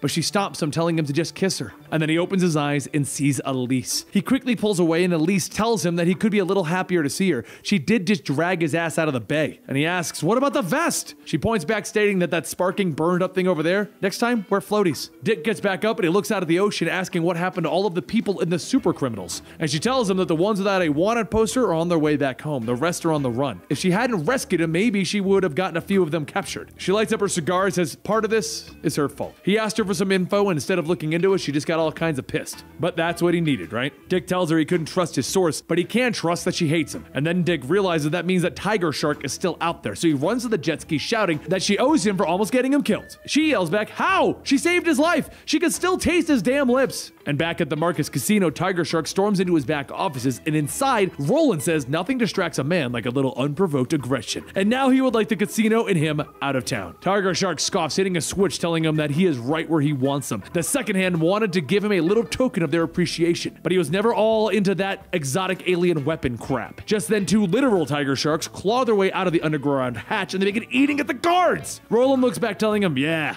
I grew up in the streets of Bloodhaven. Ain't many environments tougher than that. Roland transforms and he begins to beat up the Tiger Sharks, and after bashing one into the ground, he takes the second one, ripping open its jaw. Tiger Shark begins to run for the door, and then a headless Tiger Shark is thrown into his path. Roland walks up to Tiger Shark, telling him, that's one thing. If you wanted to win, you're gonna have to get your own skin into the game. Later, Dick pulls up to the docks and he runs into the casino, shouting for Roland. From behind the bar, Roland tells him, night work back here. Come and sit and enjoy the drinks on the house from the big winner. Dick takes a seat and Roland makes the cocktail, and he says after all of that, the second hand will want to be a bit more conservative on who they make their sales with and aim for a higher caliber of customer. They're gonna need someone who's a smart, controlled businessman who knows the city like a native. Someone who can remind their clients that they need the latest technology to protect them from the Bloodhaven boogeyman known as Nightwing. So cheers to that. And if you would see yourself out, there's a lot of transitional paperwork left by the previous owner. Dick tells Roland, wait, there's something he should know. He's gonna beat him because he knows him. Roland asks, how's that? And as Dick goes on, he tells him, you may have convinced yourself that you care about this city, that you're the hero that it needs. But the truth is, it was never about guilt. You didn't come back here because of what happened to your brother. You took the serum because you were alone and scared, and to prove that you weren't weaker than your little brother. Roland spins back, bashing the bar top, and Dick smiles, and Roland tells him, get out of my sight. Meanwhile, back at Giz's place, Mouse asks, so you're not a stripper? And Giz says that this is even sexier. He's been helping Nightwing with tech support, and also looking into some interesting stuff with the second hand. Mouse tells him to be careful, and Giz says, don't worry, to catch this ghost in the machine, we're gonna need to be a ghost. But what Giz doesn't see is that there is someone watching him, and over at Sean's apartment, Dick arrives and he hugs her, telling her that he just needs to, but she stops, telling him that she's sorry. She asked him to give her some assurance that he would in fact keep his feet on the ground, that he would be the thing that she always loved, him. But he wouldn't give her that, and instead he got scared of what could happen. He asked her to change, and she isn't running from who she was, not even for him. Dick shouts that he knows that what he said was messed up, but they can fix this, and Sean yells back, no, there isn't anything to fix. Stop trying to swing in and save this. It's over between us. There's nothing left to save. As Dick leaves, Sean shuts the curtains and sits on her bed, and Beatrice walks in, stating that she always always thought that her paintings were an extension of who she was. It's time for her to paint again, for both of them to fly. Some time passes and Dick did end up getting a job at the Marcus Casino as a dealer. As Roland walks by, he tells Dick, "You're good at your job. I've got my eye on you, kid." But during that, at Mouse and Giz's apartment, Mouse walks in shouting for Giz to help bring in this stuff. She then sees Goob run up to her with his bloody paws. She runs to Giz's room to find Giz bloody laying at his computer, and the weapon that he was working on stating, "Access denied."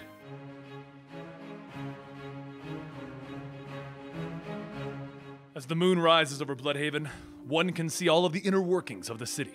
You can see the families gathering on the patios for the night of eating, the black market dealings going on in the alleyways, and the dancing in port parks. All of these things can keep a person busy, but tonight, Dick has to remain focused on the bigger issue. As a Cobra agent shouts "Chaos for Kali Yuga," he is punched in the face, and Dick begins to take out the rest of the Cobra Lanceheads. The question is, why a cult dedicated to washing away the world in a wave of discord would rob a fundraising ball for a Bloodhaven politician? The correct answer is, they wouldn't. That's when the reasoning behind it begins to sink in. Someone else is behind this. Dick feared this day for months after he learned that he got out of prison.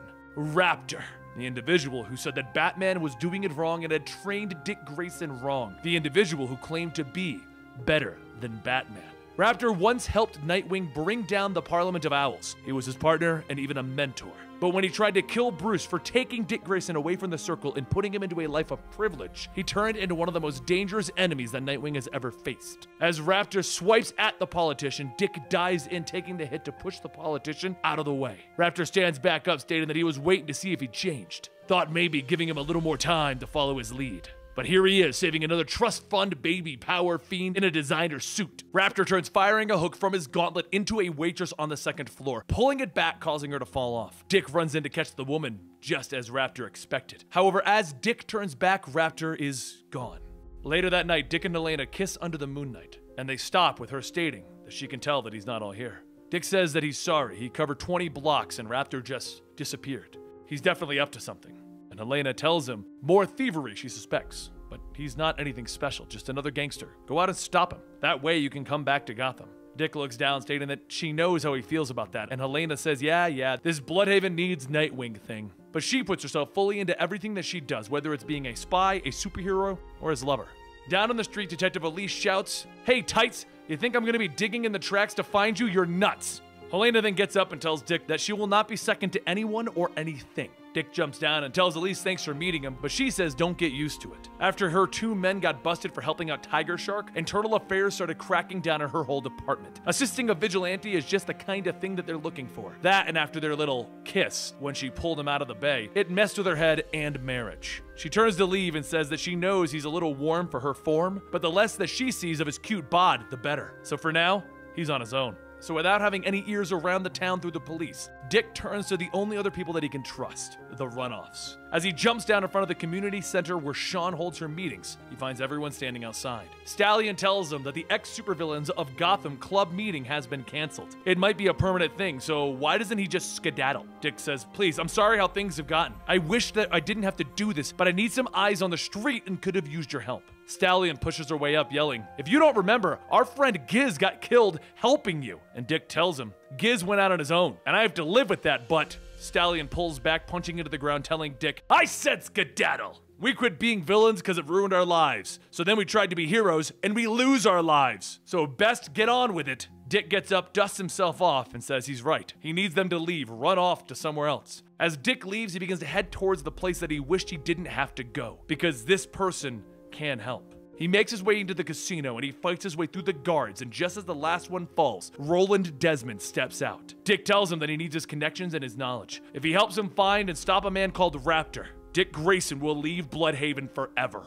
The next day, Roland gets ready to speak in front of a group of local officials at Bloodhaven about how he wants to help change their city for the better. And just as he's about to take the stage, Raptor appears, slamming his face into the mirror, stating that he's going to show everyone how fake he really is. Roland shouts, "Raptor!" And Raptor throws him through the glass, stating, "It looks like Nightwing's been telling his tales again." That's just something Nightwing would do. Use any method, even crawling to an underworld boss like Blockbuster just for help. Raptor then attaches a wire around Roland's neck and he begins to fire it over a statue before the officials. Raptor heads to the podium and shouts, "You've all been conned by this man. He would want you to think that he's a self-made man pulling himself up by his own bootstraps." The lion pulls back, lifting Roland into the air, and Raptor goes on telling him, "I'm gonna show you that this man is just like everyone else trying to get ahead. What if I could show you the beast deep down inside?" Just then, Roland begins to let Blockbuster out, and he charges at Raptor, and as Raptor dodges the attack, he hits Roland with a mist, stunning him, stating, "That's it. Show everyone what it really means to be the king of Bloodhaven." Roland shouts out in pain, but as his eyesight comes back, he sees Raptor is already gone.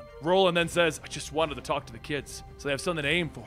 Meanwhile, over at Blue Blood Labs and Chemical Transport, scientists work with the local fishers at extracting horseshoe crab blood and making vaccines. But just then, Avery's voice calls out that she can't believe she's saying this, but they don't want their money. They just want the blue stuff. One of the fishers yells, "Like hell! I got up at the butt crack of dawn to pick up these critters. You can go get your own." Avery points her gun at the fisher, asking, "How about a mix of a little purple into that stuff then?" And another voice asks, "How about nah?" And Dick throws a baton, knocking the gun out of her hand. As Helena gets ready to fire her crossbow, Dick says, "Do I really have to say it?" And Helena tells him no. She knows that he prefers her Bloodhaven scum served up alive, so she can't kill them. It's all they ever talk about when they're engaged in other business. Dick grabs two of the horseshoe crabs and cracks them between one of the Whale Ender's men and then puts them back, stating, "Thanks, fellas." Behind some barrels, Avery slams a syringe into one of the barrels, stating that if the Enders want to keep being players in Bloodhaven, they're gonna have to level up. Dick calls out to Avery to just come out, and she tells him no, and her voice begins to change. She lunges out after sticking herself with the syringe, and as she jumps, she misses and falls flat on the floor. Dick looks over at the other men with Avery, asking, "You too?" And he puts his hands up, telling him, "Oh, hell no." A short while later, Roland gets a call from Dick stating that his tip was right, but it wasn't Raptor. Laying out subtle clues really isn't his thing. Roland tells him no, it's not. He was here and he forced my hand in front of the children. They saw a Blockbuster. What the hell did you bring into this city? But before Dick could answer, Helena says Roland Desmond. How disgusting. Dick turns back stating, "Wait, you've been listening to my conversation?" And Helena tells him, "Of course she was." Dick sighs, stating, "After all of this, you still don't trust me." And Helena tells him no. She doesn't. That would be stupid. Unlike him, she learned to never trust anyone other than God. Dick tells her, "Look, I don't trust Desmond. I'm just using my resources since we both share a common interest in helping Bloodhaven." Helena grabs Dick and smiles, telling him, "You poor sweet boy," and then knees him in the stomach, telling him, "This is for having me take on the Whale Enders gang on a mobster tip." She then punches him to the ground, and Dick gets up asking, "What was the second one for?" And she tells him that he allowed her to open herself up and feel comfortable. He left her vulnerable, letting her trust him. That was a lesson that he taught her. Never let your guard down. Later that night, Dick gets ready for his shift at the casino, trying to figure out what he should be doing next. He listens in on Roland's conversation with one of his men as they offer to take out those kids who saw him. Roland tells him that he better not lay a hair on them. Do whatever it takes, put them through college, whatever they need. Dick then takes out the earpiece, thinking, at least he was right that Blockbuster does have some moral code. But then a man clears his throat and Dick says that he's sorry. And the man tells him, "No problem. Here's 10 grand. Raptor pulls his glasses down and tells Dick, "Go ahead and deal me in." Raptor then says, "You know, I was gonna teach you what you'd forgotten and bring you back to the world you've been taken from, but you abandoned me too. You broke my bones just like the floor broke my mother's. Now here we are. You could try and stop me here. Leap over the table, snap me into pieces. But then Roland would see your hand and know that you're secretly Nightwing." A waitress jumps up from the table, offering a Raptor a drink, and he laughs, telling her, "Haha, no thanks, the hard stuff makes me crazy." Dick flips his cards and says, "Congratulations, sir. You win that round." Meanwhile, over at the home of Beatrice Butler, otherwise known as the Pigeon, she runs off to begin her own investigation. Sean finds one of Raptor's masks lying around and says that Pigeon tested her to see if she would join their fight. So whatever Pigeon is up to, she's in this. But this isn't their fight. They can all get out now. Goober the Squirrel jumps off of Mouse's shoulder and onto the laptop, starting to type. As information about Nightwing appears on the screen, Mouse says that when Nightwing asked for the Runoff's help, Giz jumped at the chance. He saved lives and didn't die a villain. Everyone gathers around and each one says, "For Giz." Back at the casino, Raptor points out into the crowd, telling Dick, "Look what you traded in for. You traded Bruce Wayne for Bloodhaven, a city of the guilty. Once again, you bet against your own people, your own history, your own mother." Dick begins shuffling up a new deck and he says, "My mother came to you when she needed help. Helped steal treatment for leprosy. She was an angel to you, so you promised to protect her. even after she started to go by the name Mary and built a life with my father. You continued to do so from the shadows because you were a wanted man. But you followed her and traveled the world only a few steps behind. Ever since we first fought, I've been trying to piece together my childhood to remember you, interviewing people from back then, and here's the theory that I came up with. That night, before the Flying Graces went on stage, you sat back watching the performers get ready. You had already given up being Mr. Numb by then, and you always felt a pang of envy because you weren't joining them on the stage. But then, you saw something strange. A new guy arguing with the ringmaster. Something was off. However, that's also when the crowd started to come in, and that's when you saw Bruce Wayne. As the night went on, you would watch from underneath the bleachers to make sure that Mary's performance went as planned, except you got distracted. In front of you was Bruce Wayne. It was Mary's birthday, and you figured, why not get her something nice? Something nicer than my father would have gotten her. But then, that's when the dry thud could be heard, followed by the screams. Everyone lost a piece of themselves that night, but you weren't the Guardian anymore. You were just another petty thief, Raptor. So a new brand was built. Took pieces of half a dozen superhero costumes, all to convince yourself that you weren't a bad guy. And that's when you built a metal glove and named it after the Romani wizard, Sukala, chained to a rock to prevent himself from destroying the world. You blamed Bruce Wayne, the rich, even me. Anything to avoid blaming yourself. And as Dick flips his cards, he says, dealer wins. Raptor sits in silence for a moment, but his look of sadness fades and he begins to laugh. He smacks the chips off the table, yelling, nice detective work! Better than Batman, but it doesn't change a thing. Just then, some of the people begin to scream in pain as their muscles start to grow. Raptor then whispers that he gave the people what they needed to cure what ails them. Now, they can be themselves, Dick Grayson. Over at the Whale's End neighborhood, Thrill pulls up with Mouse as Sean touches down, stating that he remembers this place. His parents used to bring him here. And as the three walk in, Sean says that it was closed when the factories left the neighborhood. The Whale Enders gang has been squatting here for years, but what they came for is the lab. Mouse looks around, stating that this place is like new. Before Gracie came to Bloodhaven, she was a biochemist at the Gotham Aquarium. A voice then says, yeah, it was messing around a place like this that turned her into Orca. Gracie gets up from leaning on a wall, stating that Whale's Enders are done. They tried to replicate her experiment, and right now she's not in the mood for a house call. So get out. Sean chases after her, yelling, wait. Bloodhaven is under attack, and we just learned that people are being turned into monsters. You were one of us once. Gracie turns back, yelling, stop, this isn't a runoffs meeting. She's got nothing to share with them. Sean shouts to the group that she said herself that she would follow anyone who would accept her. So when the Whale Enders came to ask her to make the chemical that changed her, she didn't. Because if she did, then they wouldn't need a bodyguard with the strength of a killer whale. They wouldn't need her. Mouse holds up Pigeon's laptop, stating that Raptor and Pigeon want to tear Bloodhaven into the ground. They're going to use their own citizens to do it. She can read the code, but not the formulas. They need her. They need Gracie Ballin. They need Orca. Back in the casino, Stalin and Grimm arrive to see Raptor making his escape with Pigeon. But inside, everyone is turning into blockbuster monsters, forcing Dick to suit up as Nightwing. While the chaos breaks out on the floor, one of the dealers begins to pick up the chips to cash in. But just before she can get the last chip, Dick runs through, grabbing her just as the table is thrown at her. The dealer stops Dick, shouting, hey, those are mine, back off! But as she goes on yelling, her tone changes and she begins to grow in size. But before she could fully transform, Roland charges through, punching her, saving Dick Grayson. Dick tells him, wait, you could hurt her! And Roland says, no, I'm not. She's an employee and a friend.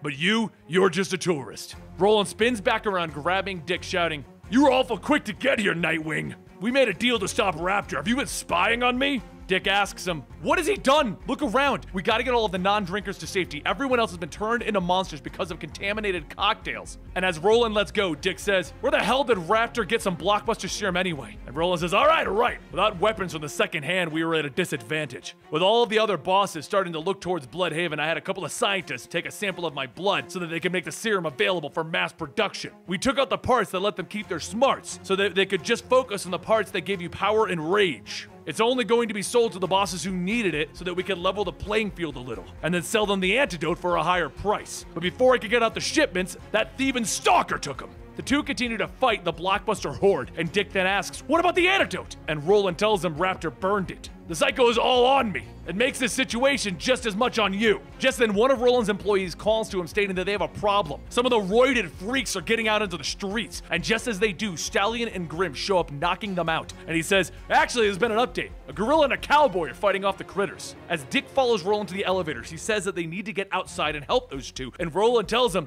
first we have to get to the 17th floor and initiate a full bomb scare lockdown so that no more of these things get out. You go help out the ex-villains. You can trust me, just like you trusted me with the whole tiger shark thing. The elevator door opens up, and Dick says that Grim and Stallion can hold their own for now.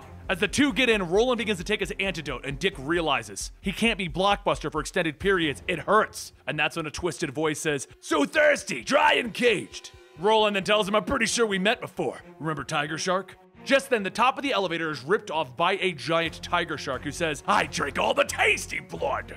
Over on the nearby building, Pigeon begins bringing up the last of the crates, stating that it's almost time. His beautiful masterpiece will come to fruition, and anyone who tries to stop them in this failed city will either be broken or dead. Raptor then grits his teeth, stating that he couldn't do it. When it came time, he couldn't kill Nightwing. I had him. I showed him how he'd lost the long game, how he'd learned so damn little, but his eyes, he's got his mother's eyes. Pigeon then tells him that when he found her rotting in a prison and wrote her about her work, it wasn't just a mutual condemnation of a sick world that drew her to him. They had a shared pain. Defacer took her heart and future just as Nightwing took his. They will end Nightwing together. Back in the elevator, Tiger Shark makes his way in, and Dick then asks, "I thought Tiger Shark had skipped town." And Roland asks, "Did you really think that I would let this crazy freak walk free?" Tiger Shark punches into the side of the elevator, causing the lines holding it to snap. The elevator begins to fall as Dick jumps out, catching himself while catching Roland, and Roland tells him, "Look, just so you know, this changes nothing. We have a deal." While Tiger Shark begins to climb up the shaft, Dick begins to swing back and forth, allowing him to throw Roland up to the open elevator door. Roland then heads down the hall, calling out to the security guard on shift, and when he finds him, he sees his throat has already been slit. Back with Dick, he tries to maneuver around to avoid Tiger Shark, but as Dick kicks off, Tiger Shark bites right into his leg. Using Tiger Shark as a platform, Dick kicks off of him and up into the opening. Dick then shouts to Roland to hit the switch, and as Roland hovers his finger over the button, he begins to pull back. Tiger Shark lunges up, but at the last second, the door slams shut. Dick then rolls back, stating that he thought that he didn't want to talk to him, and Roland then asks, "Did you get hit in the head too hard or something?" And Dick tells him, "Be quiet, I'm on the phone." On the other line, Sean says that she tends to get over bad breakups when things get a little crazy, and if their enemies can get it together, Defacer and Nightwing better do it as well. Pigeon is working with Raptor. Mouse was able to get into Pigeon's computer, and they found out that the casino is just a distraction. They're going to poison the entire city. They have canisters planted all over, hidden in plain sight. And Roland then asks, "What is it?" And Dick tells him that they're sending a final message on Nightwings. As the two look out, they see a swarm of birds flying their way, all with small canisters with the Blockbuster serum around their neck. Back outside, Stallion holds down a mutated man and asks, "So what are we doing here?" And Sean flies down, telling him that she needs him to prime them up so that she can carry the antidote without any issues. As the paint cans on her legs light up, Sean starts to weave throughout the crowds, tagging everyone that she can, and then there's a rumble on the ground. Suddenly, Tiger Shark breaks out, shouting, "Filled out a hole! Now I make holes in you!" Sean sighs and then pulls out a syringe loaded with the antidote, and up on the roof of the casino, Raptor begins to think back to a time when he was spending time with Dick's mother, Mary. As he does, Pigeon asks if he's thinking about her again. And Raptor tries to explain, but Pigeon says that she did all of this for him, for us. So why can't I be the one that you're thinking about? However, before she can finish, he's hit in the back of the head, and Roland says that all of these damn birds on his roof. Shoot! Dick then runs past, shouting to Raptor as he punches into him. Raptor spits out a tooth, stating, "I always let you live out of respect for your mother, to teach you, but now I have nothing left to offer." He swipes, slashing at Dick's chest, and the two go back and forth, punching and tearing into each other. As Dick takes a kick at him, Raptor grabs him by the face and spins him around. With one quick jab, Raptor lays into Dick's back, and over with Roland, he picks Pigeon up and throws her into the ground, stating that he can do this all day. Pigeon then says that he likes being the strong man, huh? And she sprays the Blockbuster serum in his face. She gets back up, telling him that since he's already got the serum in him, this should go extremely painful. She was the avatar of the Ishtar, the goddess of sacrifice. Cities are monuments. They must fall. And just then Sean yells, "Hey, monuments don't like you much either," and slams a statue strapped to the spray can down on top of her. Raptor sees Pigeon get crushed and headbutts Dick off of him to go get to her. Sean hurries over to Dick, and as she checks on him, her phone begins to ring. She grabs it, stating, "Give me some good news." And after a few seconds, she begins to yell, "Hell yeah!" She turns back to Dick, telling him that they did it. The runoffs came together and saved the people in the casino, and they came together to help Nightwing. Dick struggles and says, "Raptor, he still has the trigger." And that's when Raptor smacks Sean out of the way, telling him, "Yes, I do." Dick jumps up, screaming at Raptor, punching into him, shouting, "You could have been a good man! You could have been the man that she thought you could have been!" And suddenly there's another scream as Roland charges through, breaking the two apart. Roland falls to the ground, stating that he needs to get it under control, and Raptor laughs, telling him, "With all that muscle, you still missed." Except Raptor's nose begins to bleed, and his visor cracks as he falls to the ground. He gets back up, telling Dick that he finally did it. He knows that they made a deal, but he's got a new idea. They can rule this city together. He can be the brother that he never had. Roland extends his arm, and Dick shakes it and then sticks him with one of Sean's antidotes. Dick tells him that that's the antidote to the Blockbuster serum. Roland falls to the ground shouting, "You played me and cheated!" And Dick says, "Yeah, guess I did learn a thing from Raptor." While Sean starts tying Roland up, Dick checks on Raptor while he lays mangled on the ground. Raptor says, "You know what really gets me? It's not just that I wasn't there for Mary, it's that I was never there for you. Always in the shadows, 1 foot behind. You never knew who I was because I never let you. My real name is Richard." Raptor passes on and Sean hugs Dick from behind, and Dick says that he missed her so much. She tells him that she loves him too. Too much. Nightwing can call in to face her anytime, but Dick can never call on Sean. Lights begin to shine down from the police headquarters, and before Dick knows it, Sean is already gone. A few weeks later, Dick gets ready to go out on patrol when he stops by the pier to see Elise. She hands him a cup of coffee, stating that one of his old buddies just kidnapped a couple of radio pundits and threatened to show how the left and the right are just reflections of. Dick takes a sip of his coffee, stating, "It's too nice." Elise lights her cigarette up, stating that it looks like he picked up some new toys along the way. She would go with him, but he knows how her hubby gets. But, think he can call in some help? And that was the Nightwing and Grayson full story. What did you guys think of today's story? What full stories would you like to see in the future? Let us know in the comments down below. Like, subscribe, and we will see you next time. And rest in peace, Benny.